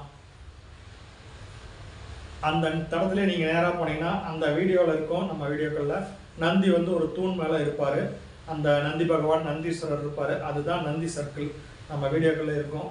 ஓகேங்களா? அந்த நந்தி சர்க்கிளில் போயிட்டீங்கன்னா நந்தி சர்க்கிளில் 4 தெருக்கள் போகும். அந்த நந்தி வந்து எந்த பக்கம் பார்த்துருக்கிறாரோ அந்த நந்தி பார்த்த திசை வந்து நம்ம கோயிலுக்கு, விஸ்வநாதர் கோயிலுக்கு போகக்கூடிய வழித்தடம். அதாவது விஸ்வநாதர் கோயிலுக்கு 4ஆம் நம்பர் கேட்டுக்கு போகக்கூடிய வழித்தடம். சரிங்களா? அந்த நந்திக்கு பின்புறமாக வால் இருக்கக்கூடிய பகுதி கோடாவளியா அப்படின்னு சொல்லுவாங்க. சரிங்களா?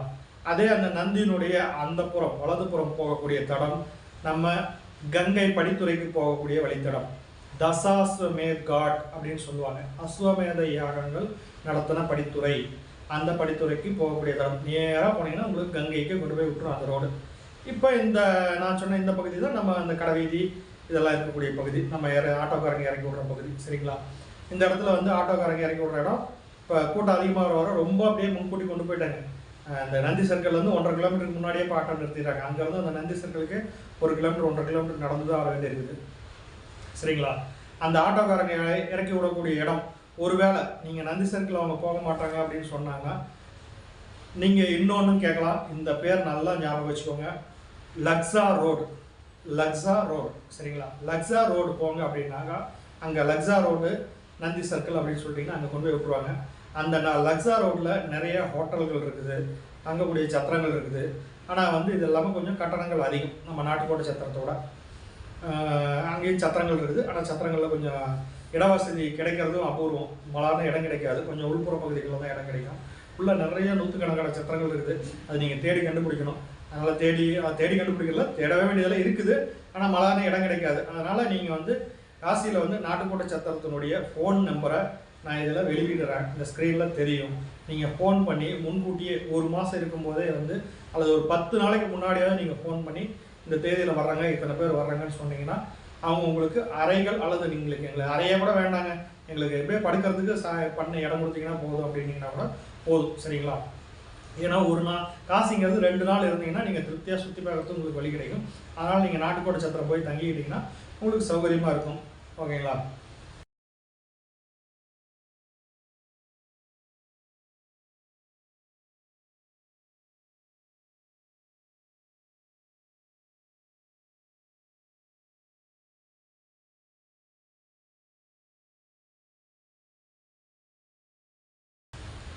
இப்போ நாட்டுக்கோட்டை சத்திரத்துடைய நம்பர் இதில் கொடுத்துருக்குறேன், நீங்கள் பாருங்கள். இந்த நாட்டுக்கோட்டை சத்திரத்துக்கு ஃபோன் பண்ணி போயிட்டு இப்போ தங்கிட்டீங்க. இப்போ அடுத்தது என்ன பண்ணலாம்? ஓகே, இப்போ என்னெல்லாம் நீங்கள் நாட்டுக்கோட்டை சத்திரத்துக்கு யார்கிட்ட கேட்டிங்கனாலும் அவங்க ஆலோசனை சொல்லுவாங்க.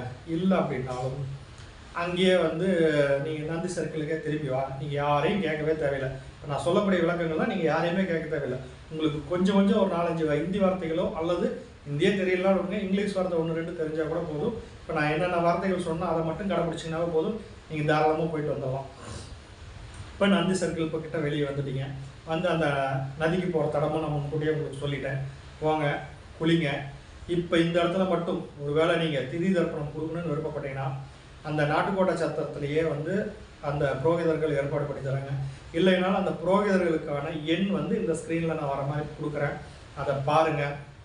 அவங்களுக்கு ஃபோன் பண்ணி முன்கூட்டியை விட பதிவு பண்ணிவிட்டு அவருக்குடைய கட்டணங்கள் விவரங்கள் எல்லாமே அதில் இருக்கும். நீங்கள் இப்போ எந்த மாதிரி வேணுமோ அவர்கிட்ட சொல்லி பண்ணிட்டு போங்க. இல்லை ஒருத்தர் 2 பேருக்கு நான் வரமாட்டேன், ஒரு குழு நிறைய பேர் இருந்தால் தான் வருவேன்னாங்கன்னா அது என்னங்கிறது நீங்கள் நாட்டுக்கோட்டை சத்திரத்தில் பேசி உங்களுக்கு உண்டான புரோகிதர் ஏற்பாடு பண்ணிங்க. தயவு செஞ்சு படித்துறையில் போய் இருக்கக்கூடிய புரோகிதர்கள்ட்ட மாட்டிக்காதீங்க. உங்களை கறந்து எடுத்துருவாங்க. நீங்கள் கொடுக்குறத கொடுங்க, 100 கொடுங்க, 200 கொடுங்கன்னு சொல்லுவாங்க. ஆனால் கடைசியில் வந்து அந்த மந்திரங்கள் சொல்லும்போது அது சொல்லும்போது அந்த தானம் இந்த தானம்னு சொல்லிட்டு அவங்களுக்கே தெரியாமல் 1000, 500, 5000 சொல்ல வச்சு கடைசியில் நீ சொல்லிட்ட இதை கொடுத்துட்டு தான் போகணும் அப்படின்னு சொல்லிட்டு உங்களை சுற்றிக்குவாங்க. 1000 கொடு 2000 கொடுன்னு சொல்லி உங்ககிட்ட வந்து பிடுங்க பார்ப்பாங்க.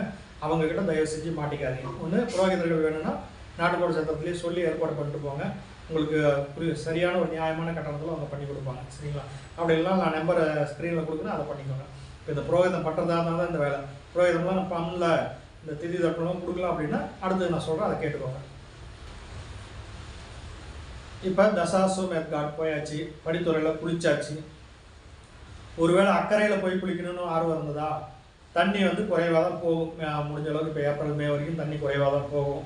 அதனால் அக்கறைக்கு போய் குளிக்கணும்னா போட்டுக்காரங்க இங்கேருந்து கூட்டிகிட்டு போய் அக்கறையில் விட்டுட்டு குளிச்சுட்டு திரும்ப அந்த படித்துறைகள் எல்லாம் சுற்றி காட்டிட்டு திரும்ப இங்கே கொண்டாந்து விடுறதுக்கு ஒரு ஆளுக்கு 200 300 வரைக்கும் கேட்பாங்க. நீங்கள் எத்தனை பேர் குழுவாக போகிறீங்க அப்படிங்கிற பொறுத்து அவங்ககிட்ட பேரம் பேசிக்குவாங்க.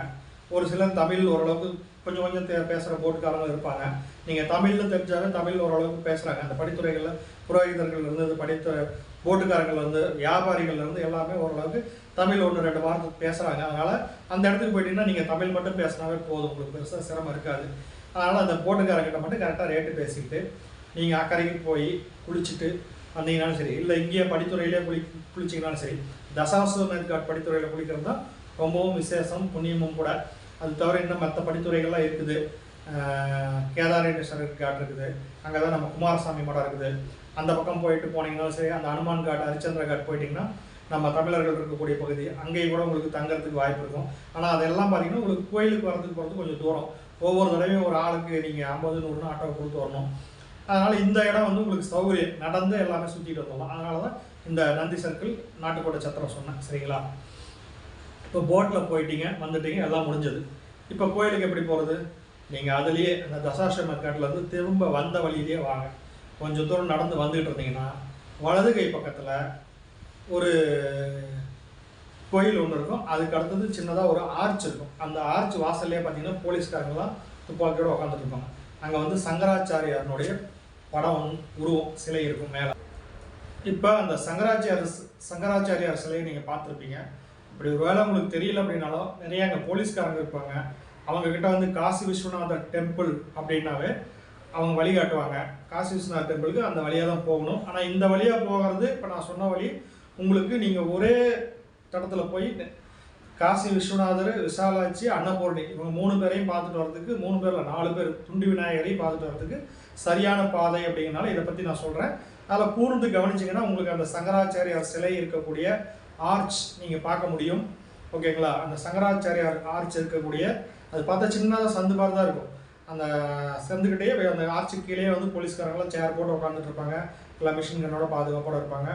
அந்த வழியில் அந்த சந்து மாதிரி இருக்கிற இடத்துல அந்த ஆர்ச் வழியாக உள்ளே கொஞ்சம் தூரம் நனைஞ்சதும் ரொம்ப நாள் 2 கடை 3 கடை வலது கை பக்கத்தில் சின்ன சின்ன கடைகளாக இருக்கும். இந்த பொருட்கள் இப்போ கோயில் பொருட்கள் வைப்பாங்க பார்த்தீங்களா, அந்த மாதிரியான கடைகள் இருக்கும். அதில் அந்த உள்ளே நுழைஞ்சதுமே வலது கை பக்கத்தில் சின்னதாக ஒரு சந்து போகும். அந்த வழியாக போகணும். நேராக கூட போகலாம். ஏன்னா போலீஸ்காரங்களும் வேற கூட காசி விஸ்வநாதர் டெம்பிள்லாம் நேராக போகணும்னு வழிகாட்டுவாங்க. போகலாம். ஆனால் நான் உங்களுக்கு வேற ஒரு வழி சொல்கிறேன்.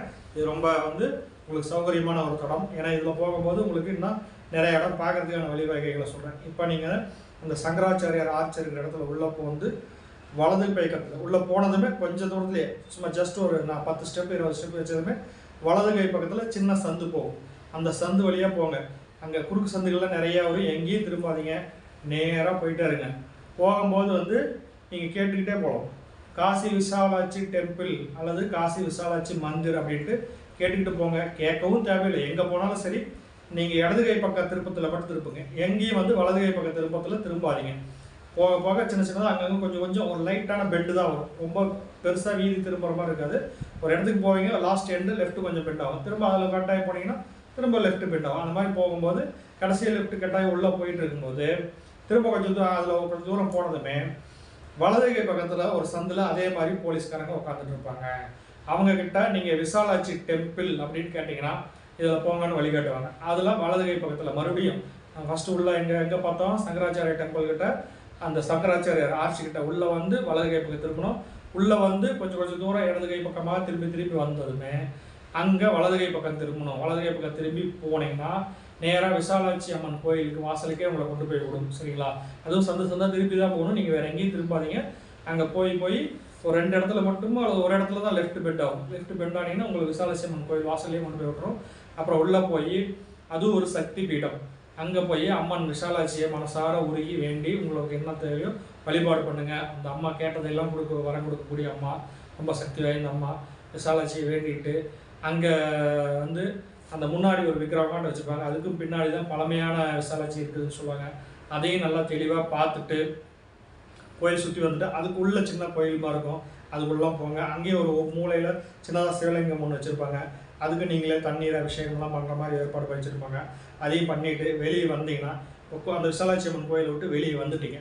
இப்போ அந்த விசாலாட்சி அம்மன் கோயிலில் அம்மனுக்கு சாத்தின புடவைகள்லாம் விற்பாங்க. அந்த கோயிலுக்குள்ளேயே வேணும்னா வாங்கிக்கோங்க. சரிங்களா? ஆனால் இதெல்லாம் என்னென்னா, இதெல்லாம் வாங்கிறதுக்கு முன்னாடி உங்களுக்கு இன்னொன்று சொல்லிடுறேன். நீங்கள் இந்த ஃபோனு இந்த மாதிரி இதெல்லாம் வச்சுருக்கீங்க பதிலாக ராமர் கோயில் எப்படி சொன்னால் அயோத்தி ராமர் கோயில் அதே மாதிரி தான் இங்கேயும் எதையும் உள்ளே விட மாட்டாங்க. இங்கே என்ன ஒரே ஒரு இதுனா தண்ணி பாட்டில் சின்னதாக இருந்தால் விடுவாங்க. இல்லைன்னா ஒரு சில டைம் அதையும் வாங்கி வச்சுக்கிறாங்க. மற்றபடி பேனா, சீப்பு இதெல்லாம் எதுவும் விட மாட்டாங்க. நீங்கள் உங்களோட ரூம் சாவி இருந்ததுன்னா அது, அப்புறமேட்டு வந்து கேஷு, இதுதான். மற்றபடி முன்னாங்க ராமர் கோயில் சொன்ன மாதிரி அதே மாதிரி உள்ள எதையும் விட மாட்டாங்க. போகிறதுக்கு முன்னாடியே வெளியே வந்து நீங்கள் லாக்கரில் ஏதாவது பாதுகாப்பான லாக்கராக இருக்கணும், அதை பார்த்து வைங்க. அப்படி இல்லை அப்படின்னாக்கா நீங்கள் சத்திரத்துலேயே வச்சுட்டு வந்துடுங்க. ஏன்னா இதுதான் வந்து சேஃப்டி. வெளியே வந்து சின்ன சின்ன லாக்கர் வச்சுருப்பாங்க. அது சேஃப்டியானு எனக்கு சொல்ல தெரியாது. ஏன்னா நாங்கள் வந்து வேறு வகையான ஏற்பாடு வச்சுருப்போம். அப்படி இல்லைன்னா 4ஆம் நம்பர் கேட்டுக்கிட்ட போனீங்கன்னா உங்களுக்கு அந்த கோயில் நிர்வாகத்தின் சார்பில் அரசாங்க லாக்கர் இருக்கும். அது வந்து ஆனால் அந்த பக்கம் போனீங்கன்னா உங்களுக்கு இதெல்லாம் சுற்றி காட்டிட்டு வந்து எனக்கு வழி சொல்கிறது உங்களுக்கு சிரமமாக இருக்கும். இது வந்து சுலபமாக இருக்கிறனால இதை சொல்கிறேன். அதனால் அந்த செல்ஃபோன் இந்த மாதிரியான விஷயங்களை எப்படி பத்திரப்படுத்தணும் அப்படிங்கிறது உங்களோட ஐடியாவில் நீங்கள் அங்கே பண்ணிக்கோங்க. சரிங்களா? இல்லை அப்படின்னாக்கா நீங்கள் குளித்ததுமே நேராக வந்து கோயிலுக்கு வராமல் ஒரு இடம் மறுபடியும் நீங்கள் தங்கியிருக்க ரூமுக்கு போய் அந்த பொருட்களை எல்லாம் பத்திரப்படுத்திக்கிட்டு அப்புறம் இங்கே வாங்க. சரிங்களா? இதுதான் வந்து கரெக்டான ரூட்டு. இது உங்களோட சூழ்நிலைக்கு தகுந்த நீங்கள் முடிவு பண்ணிக்கோங்க. இப்போ இங்கே விசாலாட்சி அம்மன் கோயில் தரிசனம் பண்ணிட்டீங்க, எல்லாம் பண்ணிட்டு இப்போ புடவை வந்து நீங்கள் வாங்குறது அப்புறமேட்டு வாங்க. ஏன்னா நான் சொன்ன மாதிரி வாங்கினீங்கன்னா நீங்கள் கோயிலுக்குள்ளே கொண்டு போக முடியாது. அது உங்களுக்கு சிரமமாயிடும். அதனால் நீங்கள் அப்புறமேட்டு வந்து கூட வாங்கிக்கலாம்ங்கிறது என்ன முடிவு பண்ணிக்கோங்க. அதே மாதிரி அன்னபூரணி கோயிலையும் சீலை வைப்பாங்க. நீங்கள் அங்கே வாங்கினாலும் வாங்கிக்கோங்க. இப்போ விசாலாட்சி அம்மன் கோயில் விட்டு வெளியே வந்துட்டோம். இப்போ நீங்கள் வந்த தடம் இருக்குது பார்த்தீங்களா, அதுக்கு ஆப்போசிட் அப்படியே அதாவது நீங்கள் வந்து வலது கை பக்கமாக திரும்பி அந்த கோயில் உள்ளே பூந்துருப்பீங்க. இப்போ வெளியே வந்தது திரும்ப இடது கை பக்கம் போனீங்கன்னா நீங்கள் வந்த வழி. ஆனால் அதுக்கு பதிலாக நீங்கள் என்ன பண்ணலாம், அதே கோயில் விட்டு வெளியே இப்படி வந்து நிற்கிறீங்க. வலது கை பக்கமாக அதே மாதிரி சந்து போகும். அதில் போய் கொஞ்சம் தூரத்தில் இடது கை பக்கம் ஒரு சந்து திரும்பும். அதில் இடது கை சந்து அதுதான் தடம், வேறு எந்த தடமும் கிடையாது. இடது கை பக்கமாக திரும்பி நேராக வெளியே வந்தீங்கன்னா நீங்கள் நம்ம காசி விஸ்வநாதர் கோயிலுடைய வளாகத்துக்குள்ளே நுழைஞ்சிருவீங்க. ரொம்ப அற்புதமாக இருக்கும். இப்போ இந்த பாரத பிரதமர் மோடி ஐயா வந்து கட்டியிருக்கிற அந்த கோயில் எடுத்து கட்டியிருக்காரு பார்த்தீங்களா, அந்த வளாகத்தை நீங்கள் இங்கே தான் தரிசனம் பண்ண முடியும். ஏன்னா நாங்களே சுற்றுலா கூட்டிகிட்டு போகும்போது நிறைய சமயத்தில் அதை காட்ட முடிய மாட்டேங்குது. நீங்கள் தனிப்பட்ட முறையில் போகிறதுனால உங்களுக்கு நேரம் இருக்கும், அதை நீங்கள் தரிசிக்கணும் அப்படிங்கிறதுக்காக இதை நான் சொல்கிறேன். சரிங்களா? இதை வந்து ரொம்ப தவறாமல் இதை மாதிரி தரிசனம் பண்ணுங்கள். ஏன்னா இந்த பக்கமாக போனீங்கன்னா தான் அங்கே நம்ம காஞ்சி சங்கராச்சாரியருக்கு ஒரு பெரிய சிலை வச்சுருக்கிறாரு, பாரத மாதா சிலை வச்சுருக்கிறாரு. இந்த கோயிலை வந்து 350 வருஷம் முன்னாடி எடுத்து திரும்ப கட்டினாங்க இல்லையா, ராணி அக்கிலியாபாயின்னு சொல்லிட்டு அவங்களுடைய சிலை வச்சுருக்கிறாங்க. கோயில் வளாகம் ரொம்ப பிரம்மாண்டமாக கட்டி வச்சுருக்கிறாங்க. அதனால் வந்து நீங்கள் அங்கே பண்ணிக்கலாம். இப்போ இந்த இடத்துல நான் சொல்கிறேன், இந்த இடத்துல வந்து நீங்கள் அப்படியே வந்து கங்கை படித்துறைக்கு போகிறதுக்கு படிக்கட்டு கீழே இறங்கும். அங்கே வந்து ஒரு லாக்கர் இருக்குதுங்க.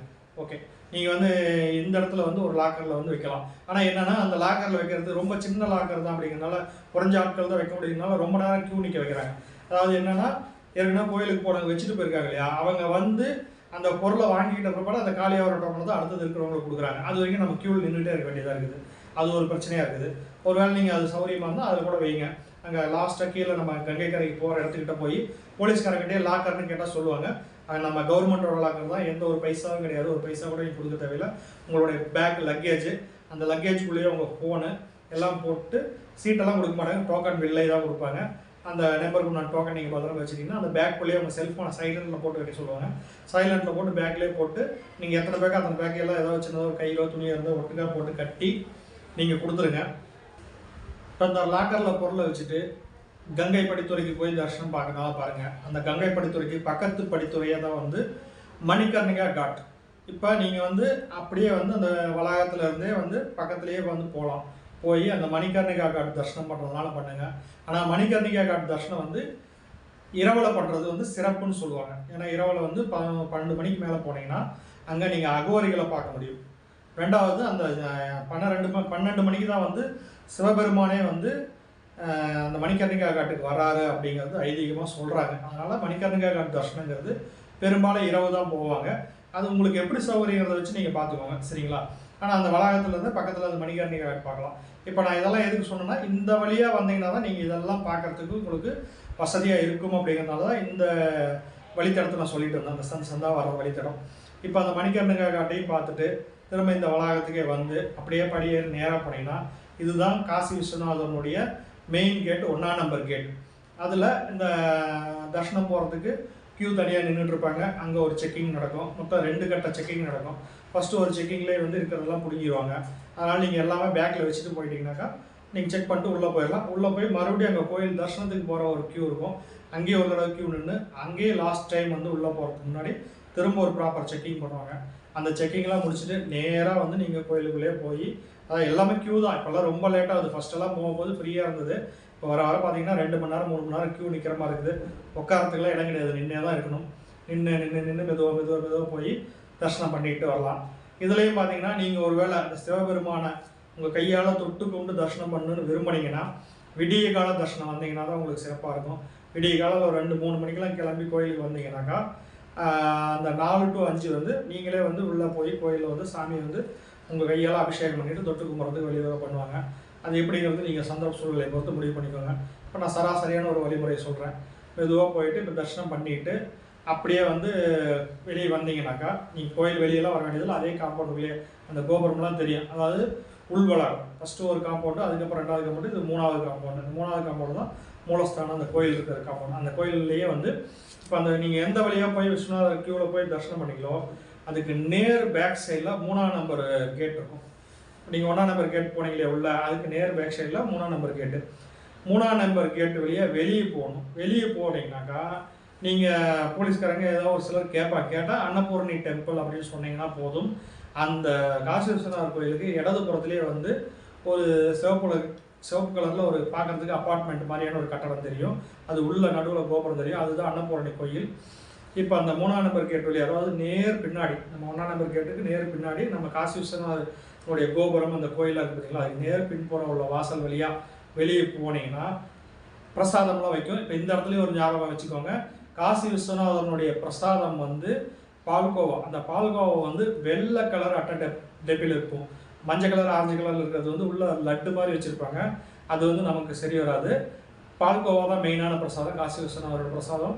அந்த பால்கோவா வாங்கிக்குவாங்க. அது கெட்டும் போகாது. 1 வாரம் 10 நாள் இருந்தாலும் ரொம்ப கெட்டியாக தான் இருக்கும். அந்த பால்கோவா பிரசாதத்தை வாங்கிக்குவாங்க காசியினுடைய பிரசாதமாக மக்களுக்கு கொடுக்கறதுக்கு.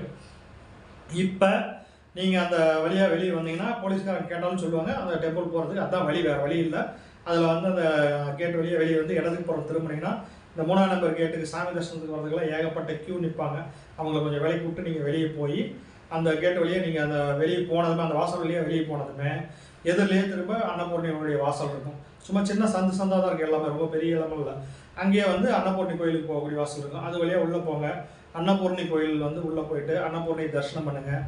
அந்த உள்ளே வந்து அன்னபூர்ணிக்கு ஏதாவது இந்த அன்னதானம் பண்ணுறாங்க இல்லையா, அதுக்கு நன்கொடை வாங்குகிற ஆஃபீஸ் இருக்கும். உங்களால் முடிஞ்சதுன்னா நன்கொடை கொடுக்குறதுனா கொடுங்க.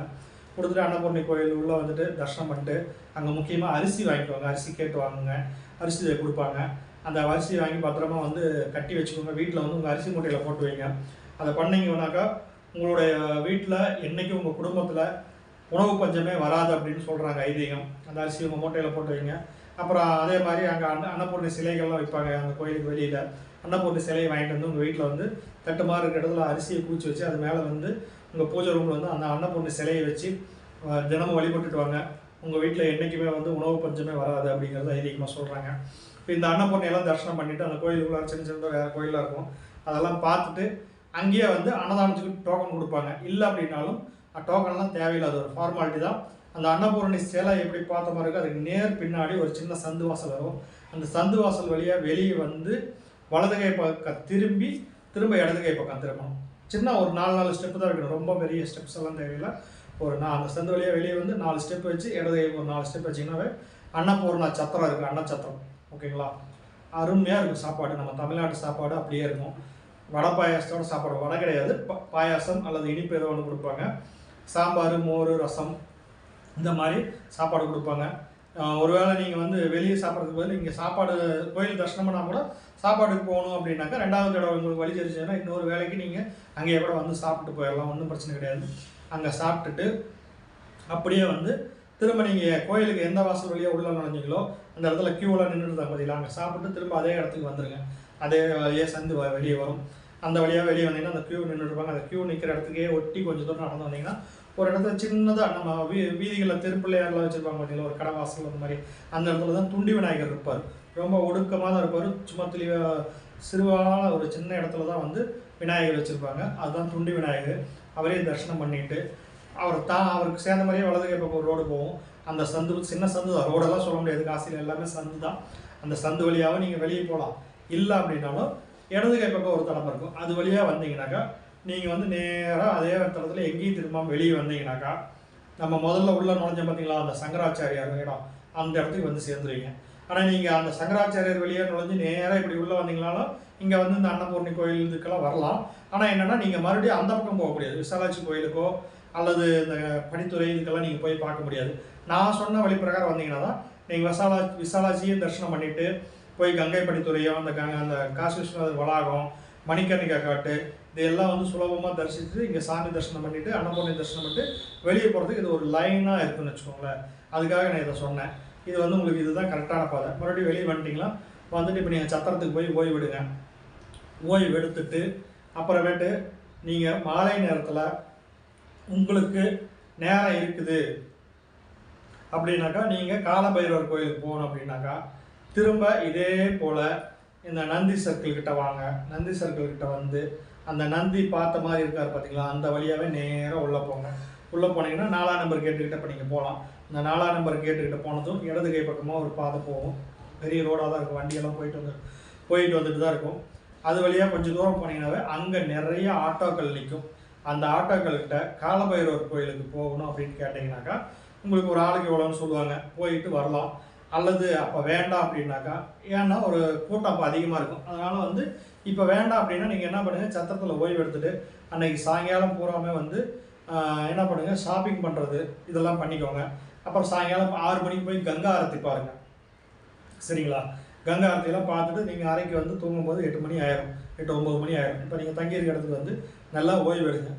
மறுநாள் வந்து இந்த காலபைரவரெலாம் வச்சுக்கோங்க. ஓகேங்களா? இப்போ இந்த மறுநாள் என்ன பண்ணணும்னா நீங்கள் காலையில் ஒரு 6 மணிக்குள்ளே ரெடி ஆகிடும். ரெடி ஆகிட்டு முடிஞ்சால் நீங்கள் நாட்டுக்கோட்டையில் தங்கியிருந்தாலும் சரி, அவங்ககிட்ட சொன்னாலும் ஆட்டோ ரெடி பண்ணி கொடுப்பாங்க. அப்படி இல்லைனாலும் நீங்களே வெளியே வந்தீங்கன்னா ஒரு ஆளுக்கு தோராயமாக ஒரு 150 ரூபாயிலேருந்து 200 ரூபாக்குள்ள தான் ஆகும்.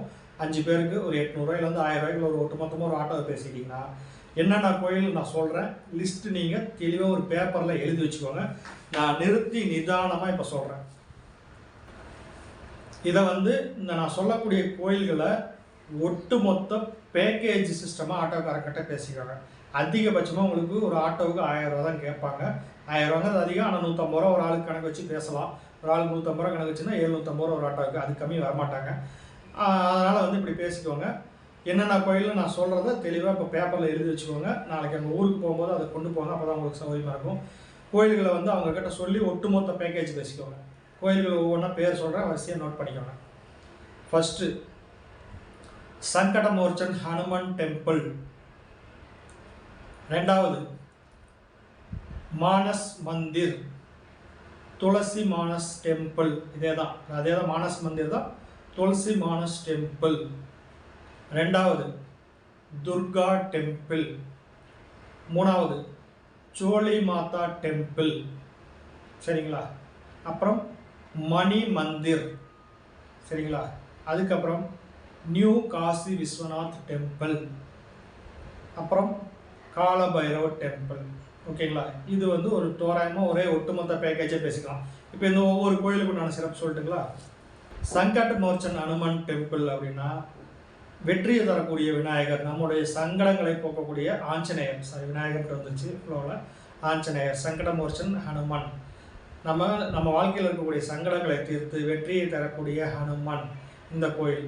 அங்கேருந்து கொஞ்சம் தூரத்துலேயே வந்து இந்த துளசி மானஸ் டெம்பிள் அப்படிங்கிறது. அதுக்கு பக்கத்துலேயே தான், நடக்கிற தூரத்துலேயே தான் துர்கா டெம்பிள், துர்கா மந்திர். அந்த துர்கா மந்திருக்கு ஆப்போசிட்லேயே வந்து சோழி மாதா. இது எல்லாமே ஆட்டோக்காரர்களே கொண்டு போய் உங்களுக்கு விட்டுட்டு எப்படி போயிட்டு வரணும்னு சொல்லுவாங்க.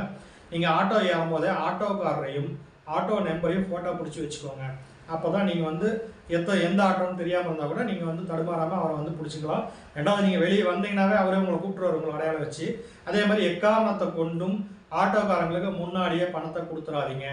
அப்படி கேட்டாங்கன்னா ஒரு 100 150 மட்டும் அட்வான்ஸ் மாதிரி கொடுத்துட்டு எல்லாம் காட்டி முடியுங்க, நீங்கள் திரும்ப எங்கே ஏறணுமோ அங்கே கொண்டாந்து விடுங்க, நாங்கள் மீதி பணம் கொடுக்குறோம் அப்படின்னு சொல்லிட்டு அப்படி பேசிக்கோங்க. முன்கூட்டி பணத்தை கொடுத்தீங்கன்னா அவங்க ஏதோ ஒரு கோயில் இறக்கிவிட்டு அவங்க பாட்டுக்கு போயிடுவாங்க. அப்புறம் நீங்கள் கட்டின பணம்லாம் வீணாக போயிடும். அதனால் ஒரு வேலை தோராயமாக அவங்களும் ஒரு நம்பிக்கைக்காக அட்வான்ஸ் கேட்பாங்க. ஒரு 100 200 மட்டும் அட்வான்ஸ் மாதிரி கொடுத்துட்டு மீதி வந்து கடைசியாக கொடுக்குறோம் அப்படிங்கிற மாதிரி சொல்லிட்டு நீங்கள் திரும்ப எங்கே ஏறினீங்களோ அந்த இடத்துல வந்து இறக்கி விட்ற பாட்டு முழு தொகையை கொடுங்க. சரிங்களா? இந்த வருஷத்துக்கு உஷாராக இருங்க. இப்போ சோழி மாதா, அந்த சோழி மாதா கோயிலுக்கு போனால் அங்கே ஒரு சம்பிரதாயம் பண்ணணும்னு சொல்லுவாங்க.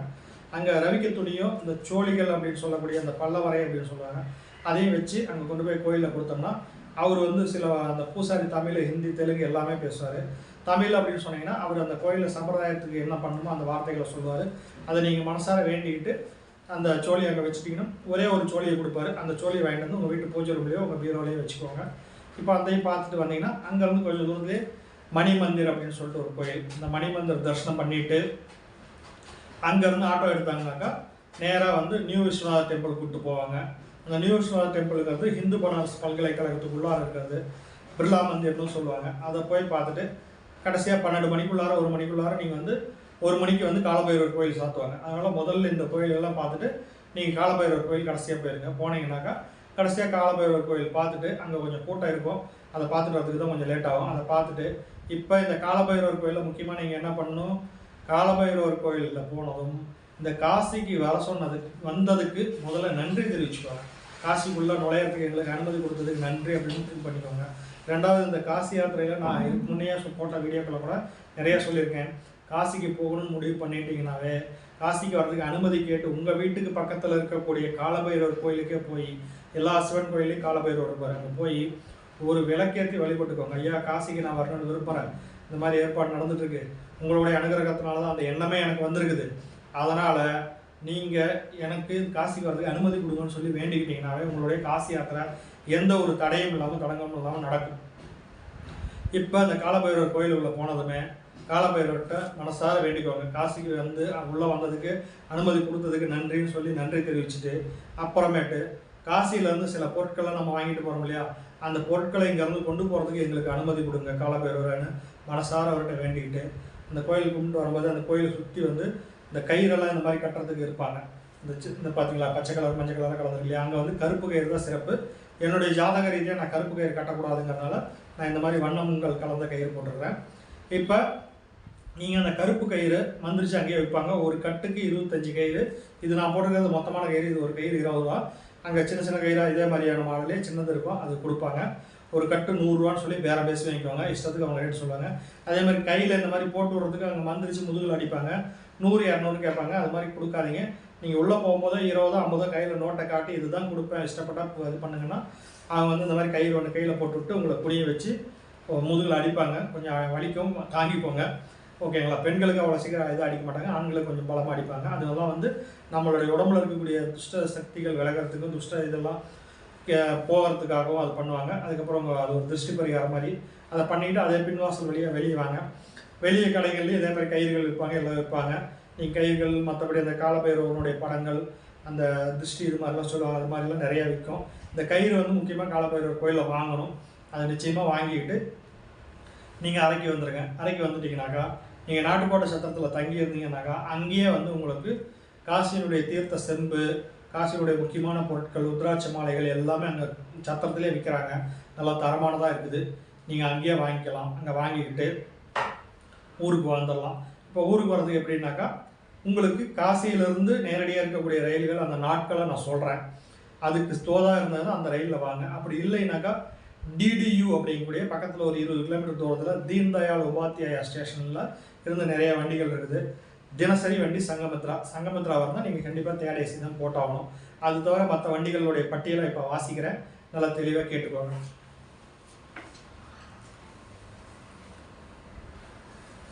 நான் முன்னையே சொன்ன மாதிரி ராமேஸ்வரத்துலேருந்து வரணும்னு விரும்பினீங்கனாக்கா நம்ம காசி தமிழ் சங்கமம் ரயில் ஞாயிற்றுக்கிழமை சாயங்காலம் 4 மணிக்கு இருக்குது. அதே ஞாயிற்றுக்கிழமை ராமேஸ்வரம் போகக்கூடிய பனாரஸ் ராமேஸ்வரம் எக்ஸ்பிரஸ். ஆனால் இது வந்து வாரணாசி ஜங்ஷனில் கிடையாது, பனாரஸ் நீங்கள் போகணும். பனாரஸ்ங்கிறது பக்கத்து ஸ்டேஷன். ஆட்டோவில் நீங்கள் பனாரஸ்ன்னு சொன்னீங்கன்னா பனாரஸ் ஜங்ஷன் சொன்னீங்கன்னா கொண்டு போய் விட்ருவாங்க பனாரஸ் ரயில்வே ஸ்டேஷன். அங்கேருந்தால் இந்த வண்டி கிளம்பும், நைட்டு கிளம்பும் ஒரு 8 மணிக்குன்னு நினைக்கிறேன். நீங்கள் அதுக்கு முன்னாடியே போய்க்கணும். இதுக்கு வந்து இதில் வந்து மேக்ஸிமம் வந்து இந்த 2 வண்டியிலேயே நீங்கள் வந்து ஸ்லீப்பர் கிளாஸ் வரலாம், ஒன்றும் அவ்வளோக்கா உங்களுக்கு பிரச்சனை கிடையாது. இந்த 2 வண்டியில் ஸ்லீப்பர் கிளாஸில் வரதுனால ஓகே. அல்லது நான் சொன்ன அந்த காசி தமிழ் சங்கமம்ல ஜென்ரலே வந்தாலும் சரி, ஏன்னா வண்டி அங்கேருந்து தான் கிளம்புது. எங்கேருந்து பனாரஸ் ரயில்வே ஸ்டேஷன்லேருந்து கிளம்புது. காசி தமிழ் சங்கமம் வண்டியும் இந்த ராமேஸ்வரமும் அது வந்து ஸ்டேஷன் நம்ம வண்டி அங்கே தான் இருந்து கிளம்புறதுனால முன்னாடியே நீங்கள் போயிட்டு வண்டி டோர் ஓப்பன் ஆனதுமே வந்து ஜென்ரல் கம்பார்ட்மெண்ட்டில் கூட நீங்கள் போய் ஏறிக்கலாம்.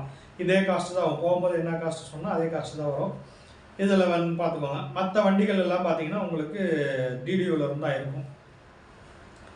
சென்னை கங்கா காவேரி இது வேணால் உங்களுக்கு இதில் இங்கேருந்து இருக்குது, காசியிலேருந்து இருக்குது. ஆனால் நைட்டு 1 மணிக்கு தான் அந்த வண்டி.